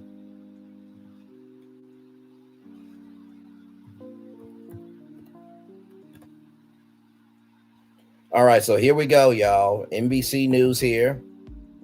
Just wanted to you know what, babe? This is some good news. Okay, let's roll with this, because we on tour. We've been going to some places tonight. Lord help. So, Biden issues pardons. Hang on, let me see here. Tap to unmute. Okay, we're gonna play it back. Okay, here we go. President Biden has just issued a sweeping pardon for thousands of people convicted of marijuana possession or use in D.C. and on federal lands. He also commuted the sentences of 11 people serving time for nonviolent drug charges, including some who were serving life sentences for crimes the White House says would be eligible for significantly lower sentences if they were charged today. NBC's Aaron Gilchrist joins us now from the White House. Aaron, good morning. So what specifically is included in this? So, Jose, you laid it out there nicely. There are two pieces to what the president has done today. The first, as you mentioned, is granting clemency, commuting the sentences of 11 people, and you showed their names on the screen there a moment ago. These are all people who were convicted of nonviolent drug offenses, according to the White House, and these are all people whose sentences ranged anywhere from 15 years in prison to life in prison. And the president has said that he's commuting these sentences, as he's actually done in the past during his administration, because of reforms to laws around drug offenses, and the reality, he says, that each of these people would have been receiving shorter sentences had they been convicted of a crime more recently. And the president says that this is an effort to uphold the values of redemption and rehabilitation, and that is why he is shortening these sentences. Some people will be released from prison next year. Others will serve significantly less than life in prison, if you will. The other piece of this action today by the president is this really a blanket pardon for certain marijuana offenses as it relates to D.C. law and federal law. We're talking about simple possession of marijuana, attempted simple possession of marijuana, and use of marijuana. And this is what the president has described as a full, complete, and unconditional pardon for all of these offenses. So we can expect to see the DOJ and other agencies, prosecution offices looking at cases now across the country and releasing some of these people who've been convicted of these sorts of crimes as a result of the president's pardon today, Jose. Aaron Gilchrist in Washington, thank you so very much. So there it is. President Biden issued a proclamation of certain marijuana offenses on Friday, building broader action that he took last year for thousands of people convicted of possession under federal law. The new pardons target additional offenses of simple possession and use of marijuana under federal and DC law. Biden said in a statement the proclamation includes offenses related to use and possession on several federal lands that weren't covered by the 2022 proclamation. Criminal records for marijuana use and possession have imposed needless barriers to employment, housing, educational opportunities. Biden said in a statement, 2 million lives have been upended because of our failed approach to marijuana. It's time that we right these wrongs. He also called governors to take similar actions with state marijuana-related offenses, arguing no one should be in jail or prison solely due to use or possession of marijuana. It was not immediately clear. It was not immediately clear how many people will be affected by the new pardons. The Department of Health and Human Services recommended that August, the Drug Enforcement Administration ease marijuana restrictions by moving it to a Schedule 3 drug, which would be a significant change to federal drug policy. The DEA still classifies marijuana as a Schedule 1 drug alone. Drugs such as heroin and LSD. Most states allow marijuana in use in some form, recreationally or for medical purposes. So there's some good news there. There's some good news. Hey, Nikki News, welcome in. Some good news on a Friday night. Welcome in, everybody. We are live on tour. We're talking about Kwanzaa. We're talking about Chance Comache, a piece of ish who involved a 19-year-old to kidnap a 23-year-old woman under the pretenses of a prostitution act, and basically got some plastic zip ties. His girlfriend, Chance's, tied her hands, and then Chance wrapped a HDMI cord around this woman's neck and strangled her for 10 seconds. And then threw that young lady's body into a ditch and covered her body with rocks. He is going to prison. And the men there are going to take care of him very nicely. And to the mother of Chance Comache, you might not have a son. I don't wish that on any mother, but what he did, he deserves everything he's going to get. And to that 19-year-old, your life is now messed up now because of a damn idiot that you followed off of a dating app. Then at Disneyland in California, there was allegedly an active shooter at the Disneyland and the Disneyland Hotel. But turns out it was a hoax, where there's an active increased police presence in the area. And then Bishop T.D. Jakes and the bottom situation, we talked about that. And of course, this story here that y'all may not know about. This one right here. Yeah, that's a story. All of this on a Friday night into the weekend before Christmas.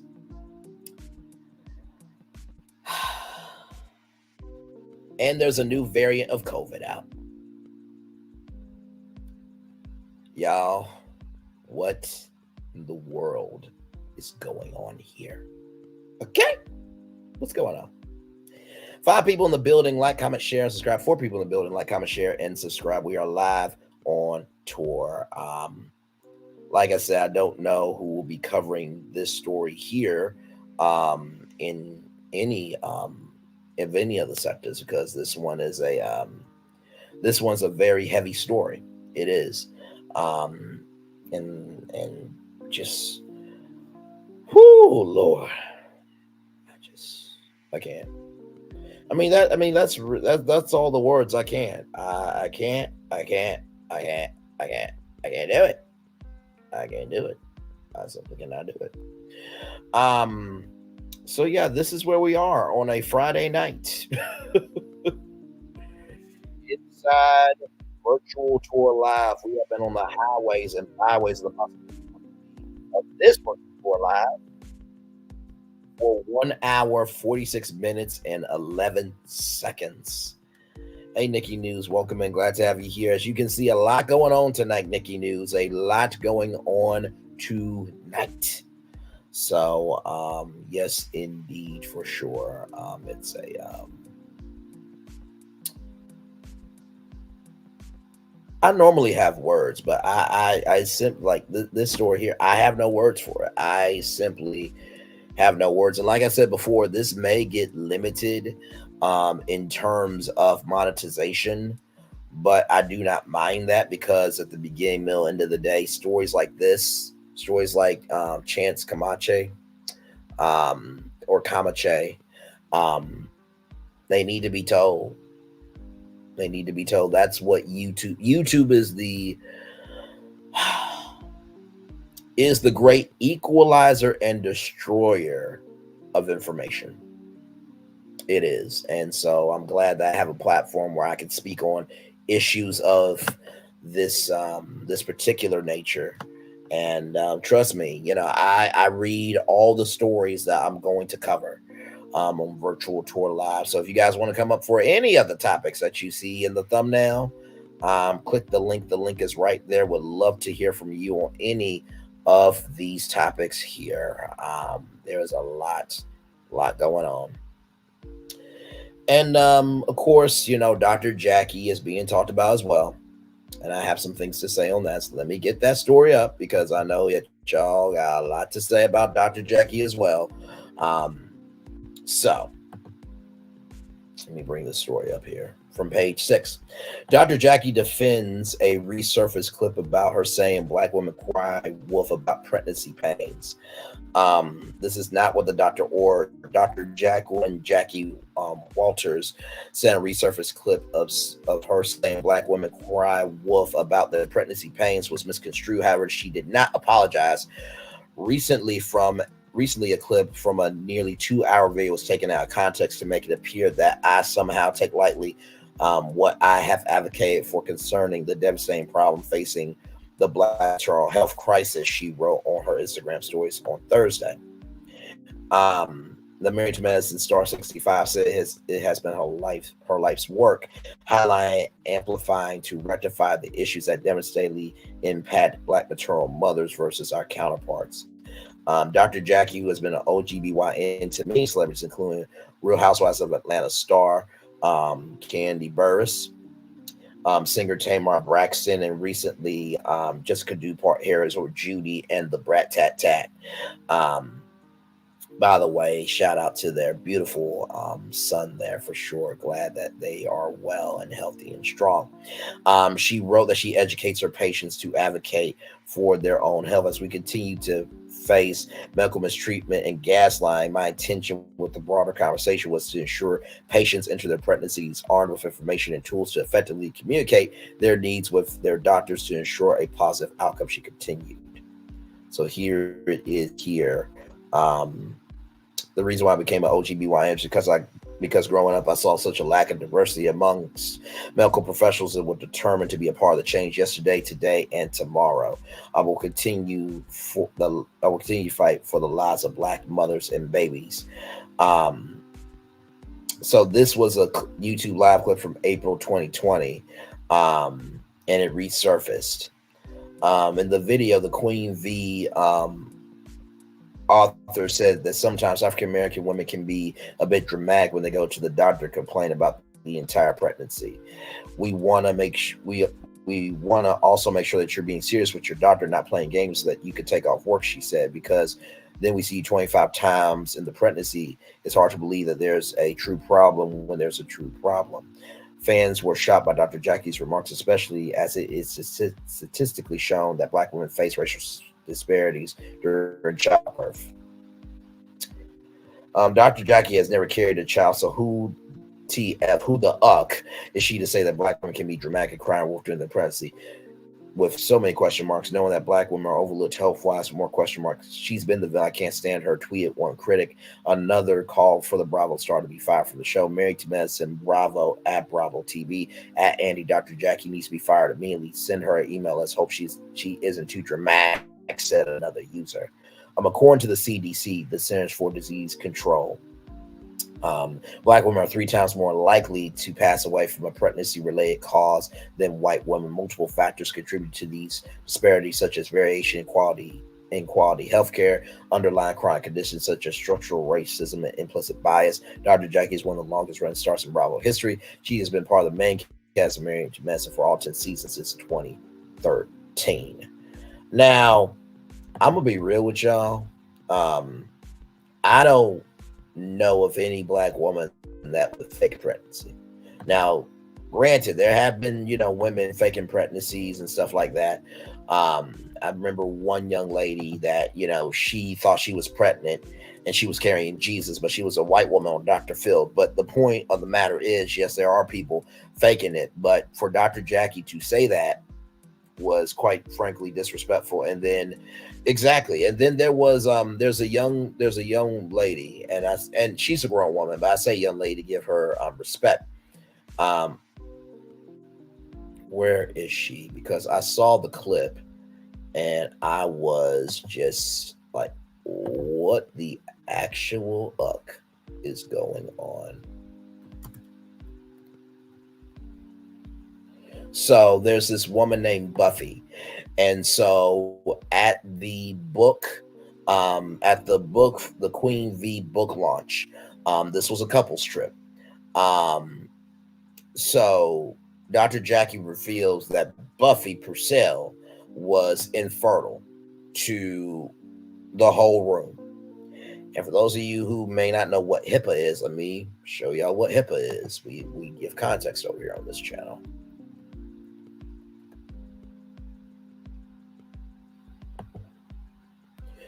So basically here, HIPAA is a federal law. Hang on. Sorry, I thought this tab was being shared. Give me a moment. Give me a moment. Give me a moment. Give me a moment.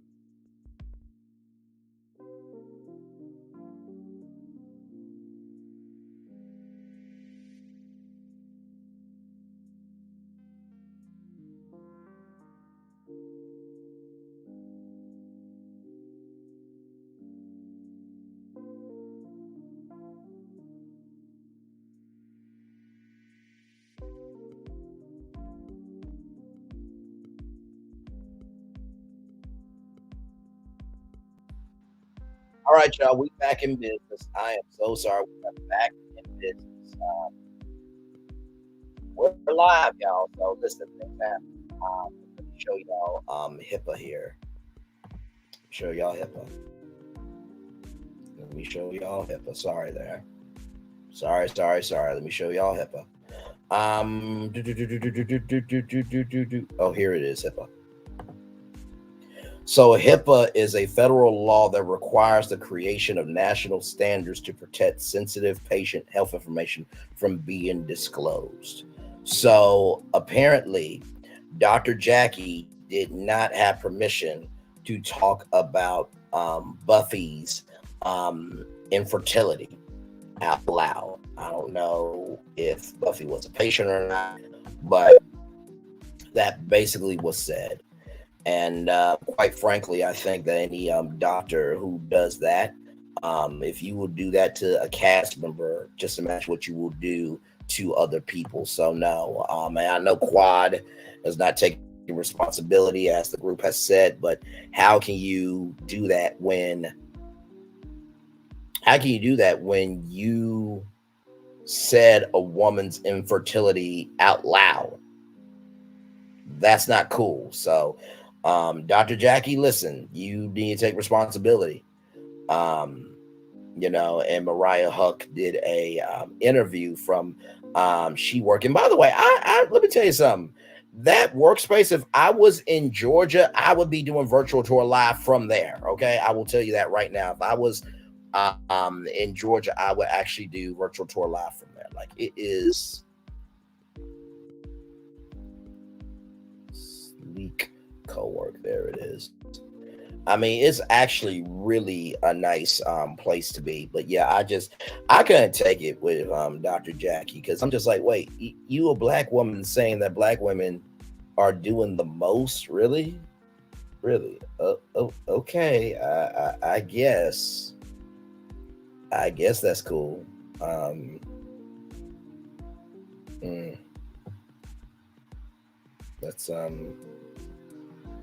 That's quite sad, actually. So let me show y'all this here. So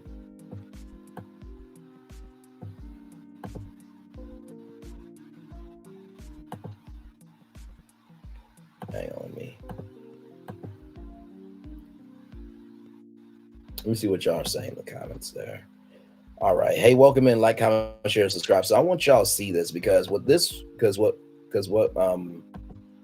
Mariah is doing here is absolutely amazing with this Sleek Work Studio thing. So let me show y'all this real quick.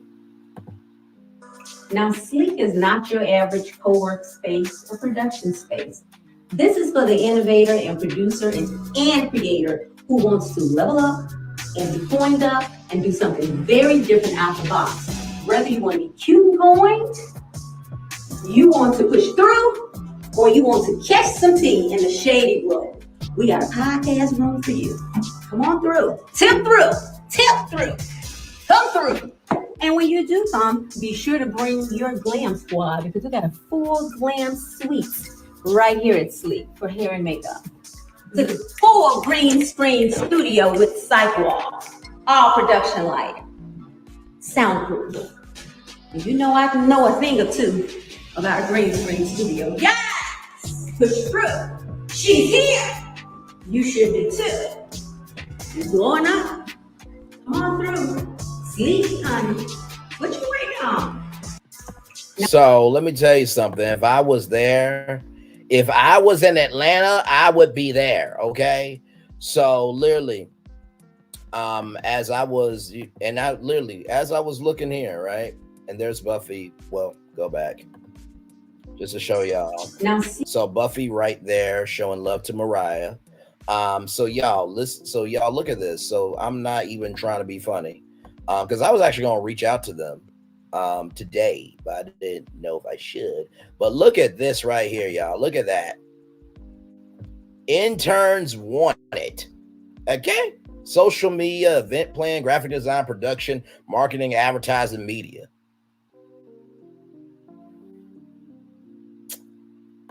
Listen, they do virtual internships. You heard? Listen, I happen to know a little something about media. I happen to know a little something about media. I do. But yeah, what Dr. Jackie did was uncalled for. Because it just didn't make any sense. That would almost be like a black man talking about a male's infertility with his sperm out to the people. That's completely disrespectful. So no, Dr. Jackie, you need to be held to account. So I don't know if you got your comments turned off. You did a statement, but the people are not going to take a statement on this one. I think the reason why people are not going to see, here's the thing. Kenya Moore can do a quote like she did for her divorce and people will move on, because Kenya Moore, and I say this very respectfully, Kenya Moore is not at an echelon where she is a lawyer or a doctor or a preacher or teacher or anything of that magnitude that requires a bigger response, if that makes any sense. And so that email address is for anyone and everyone who wants, I'm talking about to all my, virtual travelers who are trying to be content creators. Listen, email. And don't say, well, I'm in Ohio, I'm in Arkansas, I'm in California. You don't know what they will do and won't do. They have virtual internships. And I'll put it to you like this. If you can go to college online and get your degree from Southern Hampshire University, from Strayer University, from Webster University, from Purdue Global, if you can get a degree online, you can do a virtual internship online. So email. You never know what can happen.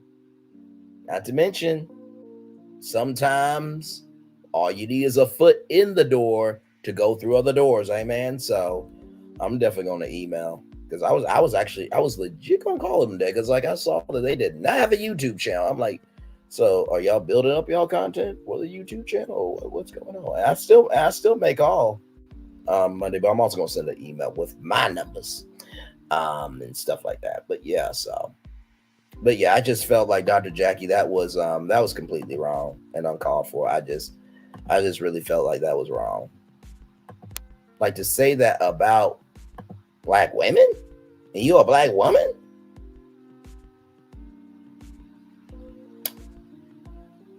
I just know this. There's a lot of patients right now wondering about Dr. Jackie. But there's a lot of husbands, their wives go to Dr. Jackie. And not to mention, too, I heard that she don't even take Medicaid or Medicare. Like, you got to have some,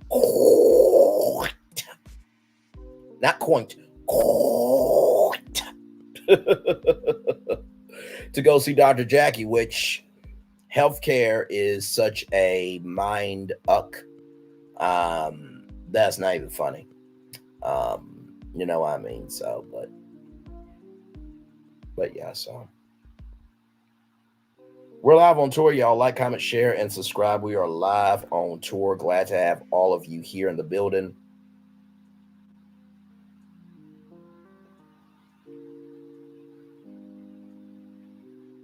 Y'all, this is a different tour tonight.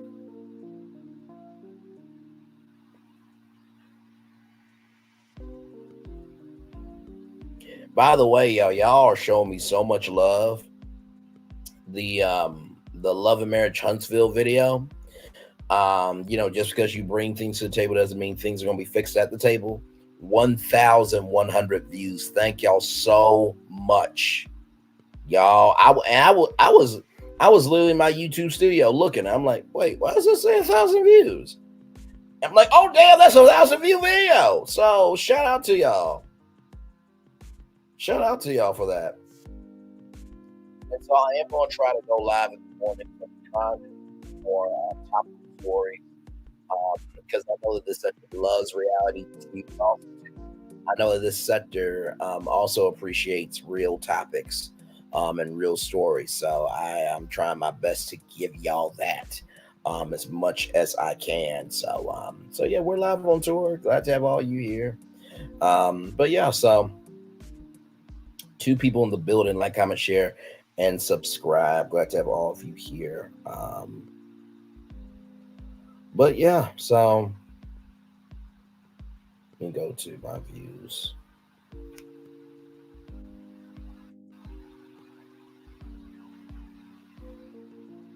Okay.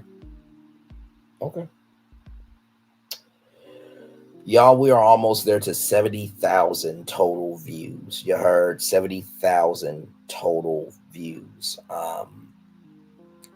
It's mind-boggling to me that I am where I am right now, because, to be quite honest with you, I would have never thought in any lifetime in the past, present, or afterlife that I would be where I am talking about topics like this live with all of you and really enjoying it. You know, I think I've always wanted to do media from the sense of respecting people, loving people, embracing people, and just giving people a place to fall. You know, I know that there's been a lot that has happened to all of us this year, and since 2020, really, I feel like the world has gone to ish. But, you know, I feel like in the same token that the world has gone to ish, there's been a lot of things cleaned up. And it's good.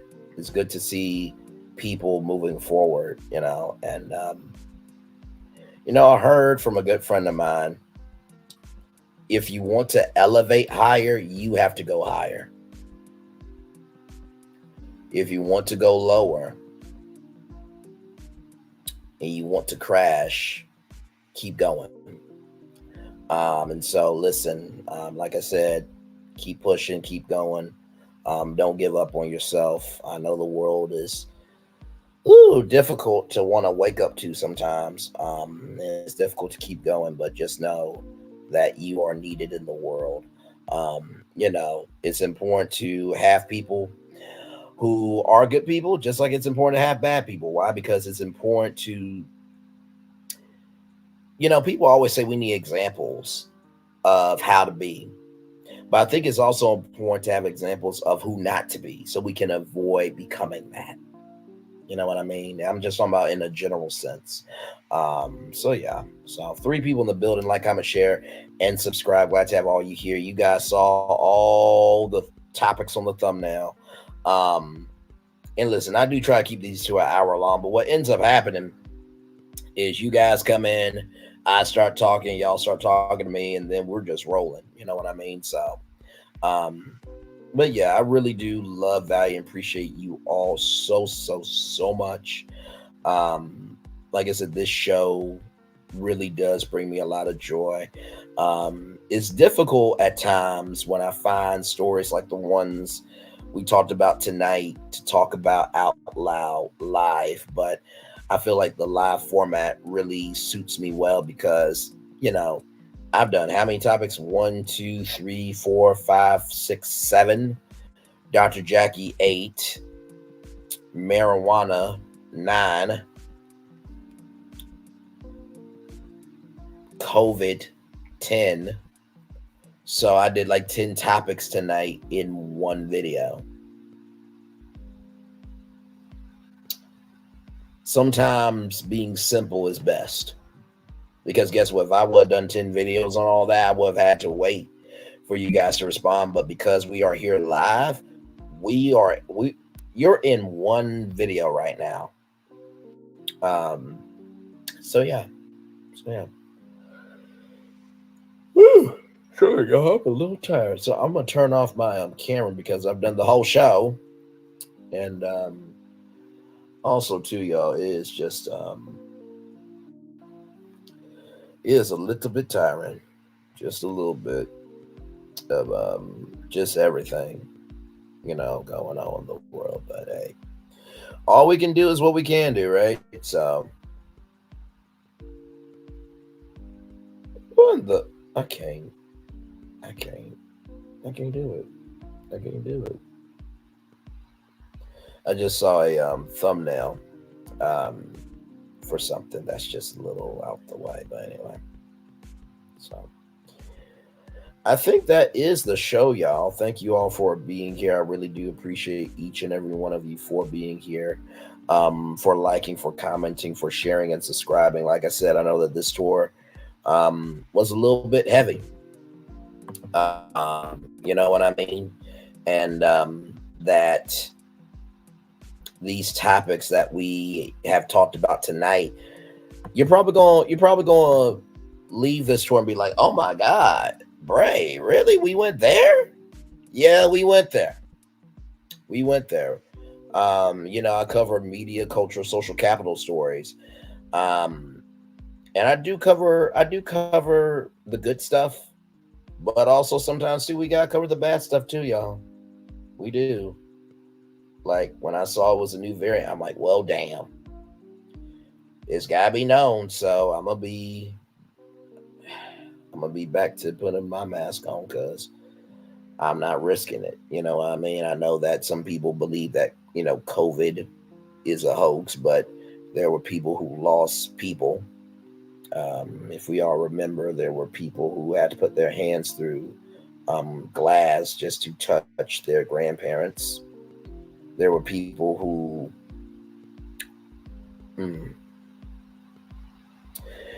there was a point in time where if someone was passing away, there was only one person that could be in the room. There were doctors and nurses that they could not hug their children because it was that contagious. There were so many hospitals over flooded with people. So, listen, at the beginning, middle, end of the day, we got to look out for each other. And that doesn't mean, hey, if I'm down with money that you give me money, but if you know a piece of information that can help somebody be better, then give it. Because you never know what opening up your mouth can do. A lot of people think that you have to be known to the world to make a difference. Y'all, right now I'm at... Oh, Nikki News, I love you so much. How can we get you to 70,000 views? We've been watching Pit Stop and Live Tours help. It absolutely will help tonight. And I appreciate you doing that. You are too kind. And listen, I know we will get there. And it was fun. I was talking with T Talk with your girl today. By the way, shout out to her. Like, comment, share, and subscribe to her. Also, shout out to Trending at some point. I think she has an interview with Sweet Tea from Married to Medicine coming. So shout out to that queen there as well. I was telling T Talk, how to get into YouTube Studio so you can see your views and stuff, right? And she was like, oh my God, I'm almost at 1 million views. So I got to help a friend see that she's almost there. So yes, please, y'all, like, comment, share, subscribe, watch virtual tour lives, watch the pit stops. I found a tool that will help me create shorts. But in order to do that, you gotta pay for it. It's not really a free account. Go and do like 1 to 2 shorts at a time. And I know with how many lives I've done, there are so many shorts that can be made. So yes, I am gonna get into shorts, but y'all, finances gotta be right. I just can't do it to do it. I do what I can with what I got. But yes, right now we are at, let me see. Right now we are at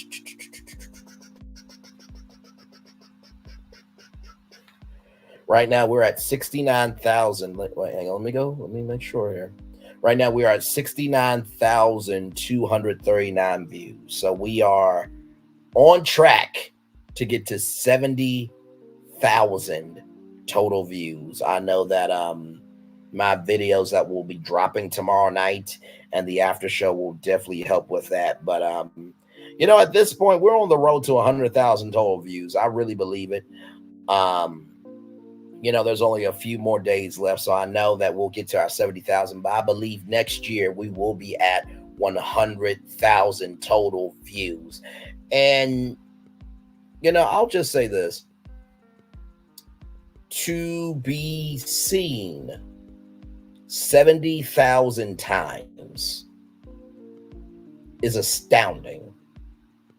To be seen 70,000 times on one platform alone, to have so many views, and y'all, every video that I've done has always gotten views. Every freaking video, every freaking one of them. 43 views, 41 views. And listen, if you are a content creator, you feel like this is not easy, bro. Well, I'm telling you, it's not easy. But like literally last night, I went live talking about Carlos Watson, and the media lawsuit. with Ben Smith and BuzzFeed. Yo, that's got 55 views. I haven't even put in the timestamps yet because I think it's still processing. The Megan Thee Stallion story, Lizzo, Switch App, Kanye West, The Gathering Spot, that got 34 views. So you know what that tells me? Is that even though I'm in this sector,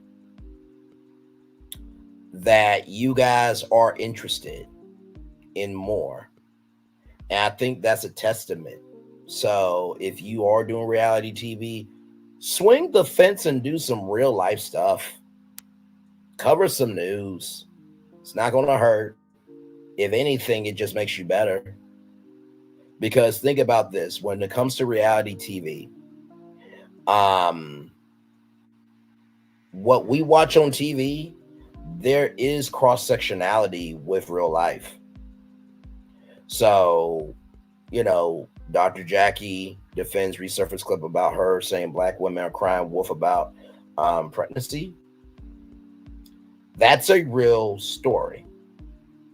That's a real story. You know, Chance Comache kidnapping a young lady. There are women that are kidnapped and men that are kidnapped, but children that are kidnapped. You know, sex trafficking is real. So don't be afraid to use your voice. And you may say, well, you know, I'm only at 100. I'm only at 1,000. Can I let you know something? Everybody on YouTube has to start at 0 when they first start. That should let you know everything. Everybody's got to start somewhere. And you know what? I honestly tell you the truth. The fact that there is close to 70,000 views, I have not paid for one damn subscriber. I have not paid for one damn video to be pushed. Not one. Now, I will say this, okay? I will say this. If you do take your YouTube channel, and there are other YouTube channels that are willing to promote your YouTube channel for like $25, $10, I don't see any problem with that. I don't. I think honestly what that does, that shows that you are hungry. It shows that you in this thing, and it shows that you got something to prove. I think is a difference between trying to create anything just to exist and promoting yourself because you know your worth. I think there's a huge difference between those two. So, yeah, I'm excited about what is to come. Of course, y'all know that actually right now, oh my God, right now is Ready to Love Make a Move. I think it's the reunion, if I'm not mistaken. If I'm not mistaken, I think it's Ready to Love Make a Move is on tonight. The reunion, we will be covering that tomorrow at 3:05 p.m. And also as well, as you all know, Love and Marriage Huntsville will be happening tomorrow night at 8, 7 Central with the legendary after show at 9, 8 Central. So that will be happening as well. And we are almost there. And like I said before, to Carlos King, I truly do believe that part 1 of the reunion, drop it on December 31st. You know what? I'm actually going. You know what? I'm actually going to go to Carlos King's. You know what? Let's do it live. Let's do it live. I'm all about transparency. Let's go. Let's go. Let's go. Let's go. Let's go. Let's go. Let's go. Let's go.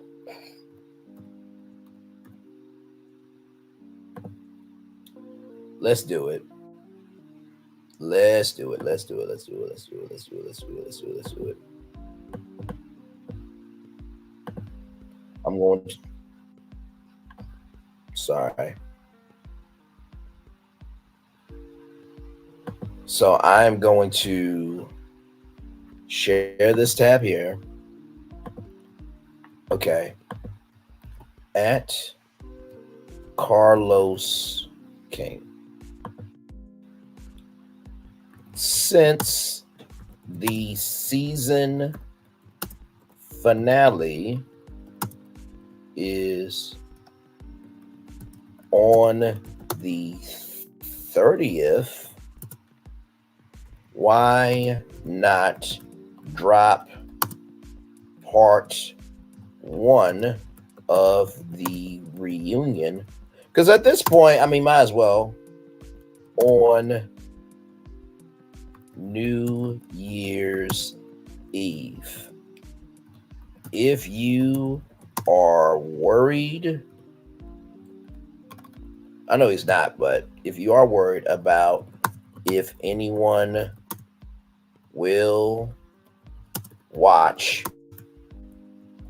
trust me, they will.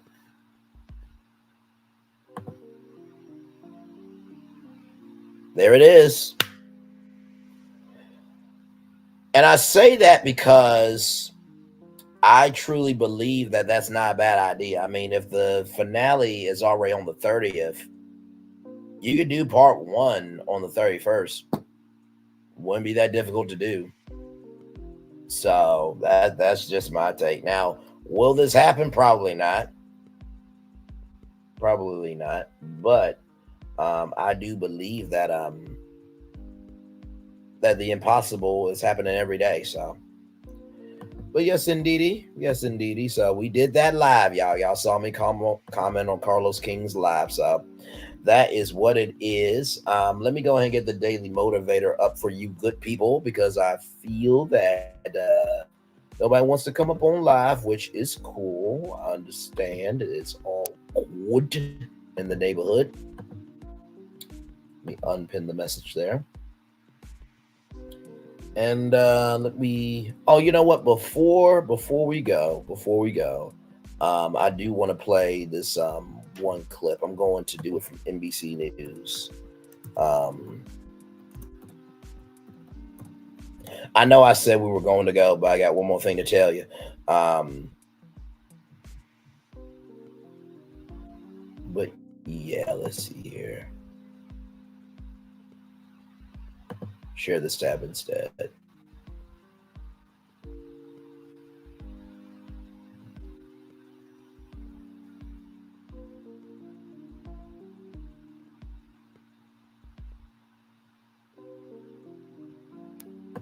Mogul and rapper Sean Diddy. Music mogul and rapper Sean Diddy Combs has faced 4 different lawsuits in recent weeks alleging sexual assault and abuse, all of which he has denied. The first of those came from singer Cassie Ventura, known as Cassie, who accused Combs of sexual abuse and sex trafficking during the decade they were together. NBC's entertainment correspondent Chloe Malas spoke exclusively to a longtime friend of Cassie's who said she witnessed some troubling incidents. Chloe?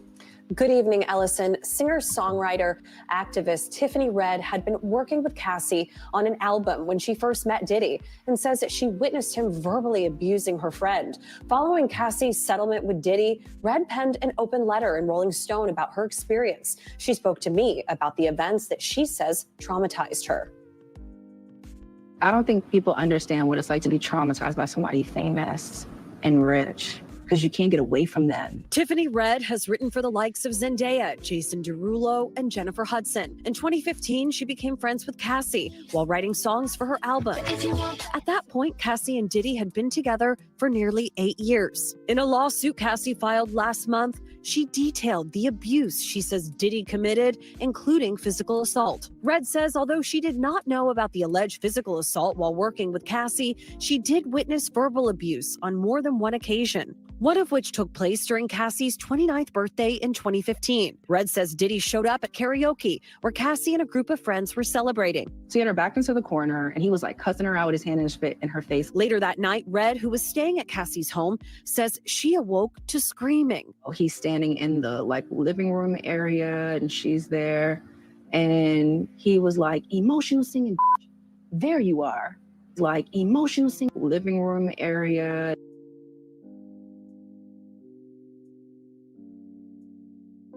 Hang on, y'all. I'm just taking the comment down so y'all can see who it is. So Tiffany Haddish, singer, songwriter, and activist.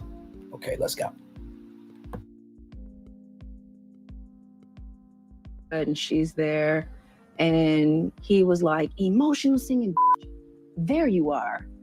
And I just was like, oh, he's talking to me.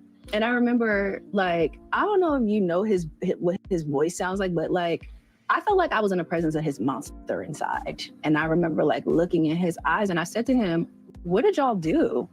Because I could see that she was like really sedated. That was the first time I ever seen her like high before. And then he says, tell your girl she wants some birthday. And we were like, well, I mean, he's saying this to me, and I'm like, well, she doesn't have to have sex with you if she doesn't want to. He was upset, like, you know, I guess that she didn't want to do with him whatever he wanted. I don't know.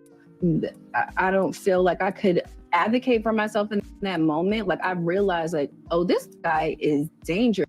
Red says it was only a few months ago that Cassie told her what was really going on that night in 2015, that it all stemmed from the music executive wanting her to take part in what he called a freak-off against her will. What did Cassie tell you about these freak-offs? You know, that he would hire these like sex workers, and like they would have, you know, sex with her or whatever, and he would watch and tell them what to do. In her lawsuit, Cassie alleges she was forced to participate in freak-offs throughout her relationship with Diddy.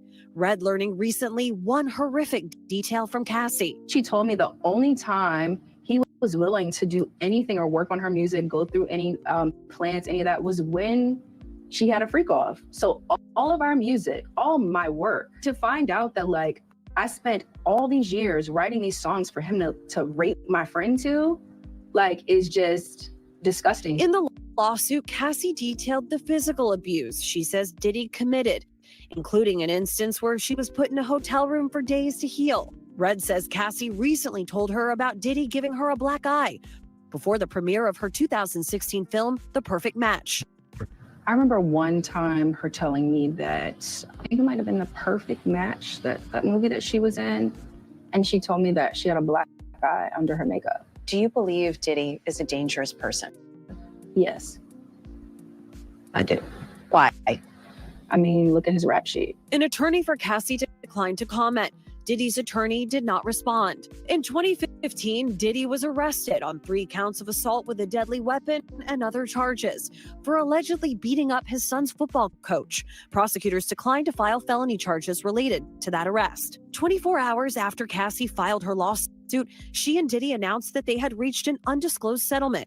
Combs released a statement saying, "We have decided to resolve this matter amicably. I wish Cassie and her family all the best." His lawyer adding that the settlement was, quote, in no way an admission of wrongdoing. I mean, I just feel like it's PR. He's settled because he doesn't want to go to court. Diddy's music career spans 3 decades, including 3 Grammy Awards, and the creation of Bad Boy Records, representing artists from Mary J. Blige to the late Notorious B.I.G. In September, he was awarded MTV's Global Icon Award. But since the allegations surfaced, Hulu scrapped a reality series about his family, and the Recording Academy said they are considering to rescind his invite to this year's Grammys. You know, I think a lot of people, especially in the Black community, are, you know, I've seen the narrative of like, you know, they just trying to take a Black man down, and it's just like, that's not what this is about. That's not what this is about. This is about accountability and a reckoning. Like, that's just the bottom line. As for what justice looks like, I think justice looks like Diddy being behind bars. And I also think that justice looks like everybody getting retribution for all of the things, the amount of therapy. Like I just said, all of the moments, the time, like these are our careers. And Chloe is back with us now. You hear her saying justice looks like Diddy behind bars. Is there a possibility that could still happen? Where does the criminal case stand? So Cassie filed her federal civil suit here in New York, and the NYPD has come out and said that there is no investigation into Diddy right now. Now, that doesn't mean that the district attorney of Manhattan is looking into something, or perhaps investigations going on behind the scenes. But publicly, on the record, no such investigation has been confirmed. And also, there have been other lawsuits of some women coming forward with other similar accusations and allegations. And who knows if others might come forward as well. Remember, the Adult Survivors Act is set to expire at the end of this month in the state of California. And we know that Diddy, that is where he has primarily resided. So you never know if others might come forward between now and the new year. And you spent so much time talking with Tiffany, and you can tell, even watching that back, not being in the room with her, that she has been so deeply impacted by what she says she witnessed. She has been able to sort of take this and turn it in a way, right? Can you explain that? So she calls herself an activist, right? She's not just a singer, songwriter who's worked with so many stars, like I mentioned, Zendaya, Jason Derulo, Cassie. You know, she is somebody that has started an organization called the 100%ers. And that's, she says, comes from the fact that she always gives 100%. And this is about advocating for equal pay and fair rights for those who are both artists and writers and music producers, and helping also get them out of archaic music contracts. So she has turned her tragedy and her trauma into something positive. But she said that speaking out to NBC News, speaking out to us, has helped her heal. And she also wants to stand up for her friend Cassie and validate what's in that lawsuit. Amazing reporting. Chloe Malas, thank you so much. We appreciate it.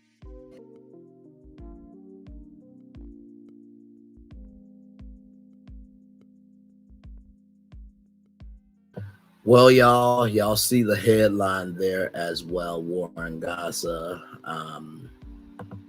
wounds nearly 50,000 children. Y'all, I don't know where the world is going, but good Lord, it has to go higher than this. So with that being said, let me get the daily motivator up for you guys, and then we will head on out of here. Here we go. It's time for the daily motivator. Relentless restlessness and discontent are the first necessities of progress. The Kia Forte, best compact car for long-term durability, by J.D. Power from Kia, movement that inspires. It's time for the daily motivator for Friday, December 22nd, 2023. Who do you intimidate? Much of what you do comes from the influence and examples of others. Ask yourself, who are those others? Who are the people whose desires, habits, values, and perspectives you respect and seek to emulate? Even more significantly, how well have those people done in living lives of quality and fulfillment, and not just quantity and just desire? I'm adding that on. But anyway, when so much of the information you consume comes from anonymous sources, do you even have a good grasp on all the people that you're imitating? Oh, who do you imitate? Okay, all right. Got it. My bad. Who do you imitate?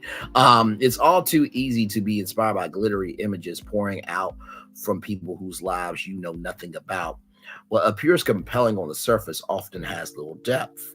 When seeking someone to follow, look up to, and admire to guide your actions, it is in your best interest to know that person as deeply as possible.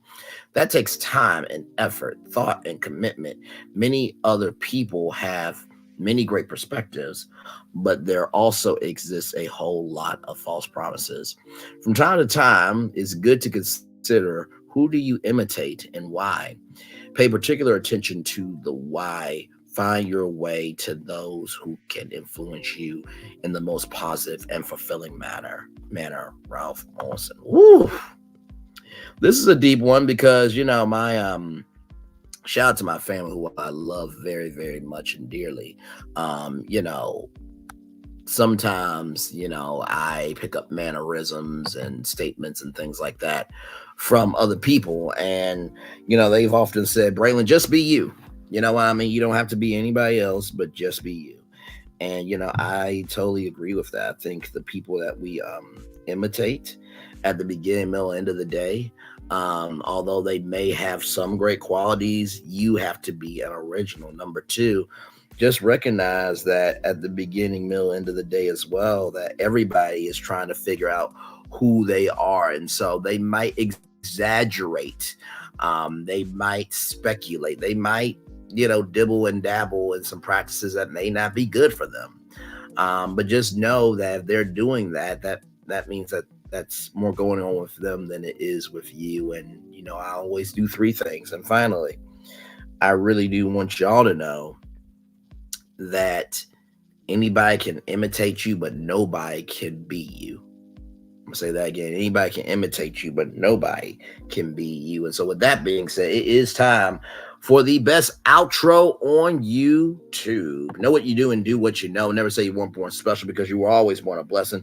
And trust, you may not be where you want to be, but by the end of it, you'll be where you need to be. Do what you've been chosen to do. Why is one thing to call yourself? It's another thing to be chosen. One love, much love, all love. I have spent time with you. You have spent time with me. Hopefully by spending time together, we'll rise up to be great together. Always remember, we're doing radio, television, YouTube, living your best life, or you are just breaking some news that, hey, listen, it may not be heard by everybody, but who needs to hear it will hear it. Make sure the replay is not just for you to watch it, not just for you to listen to it, but for you to want to experience it again.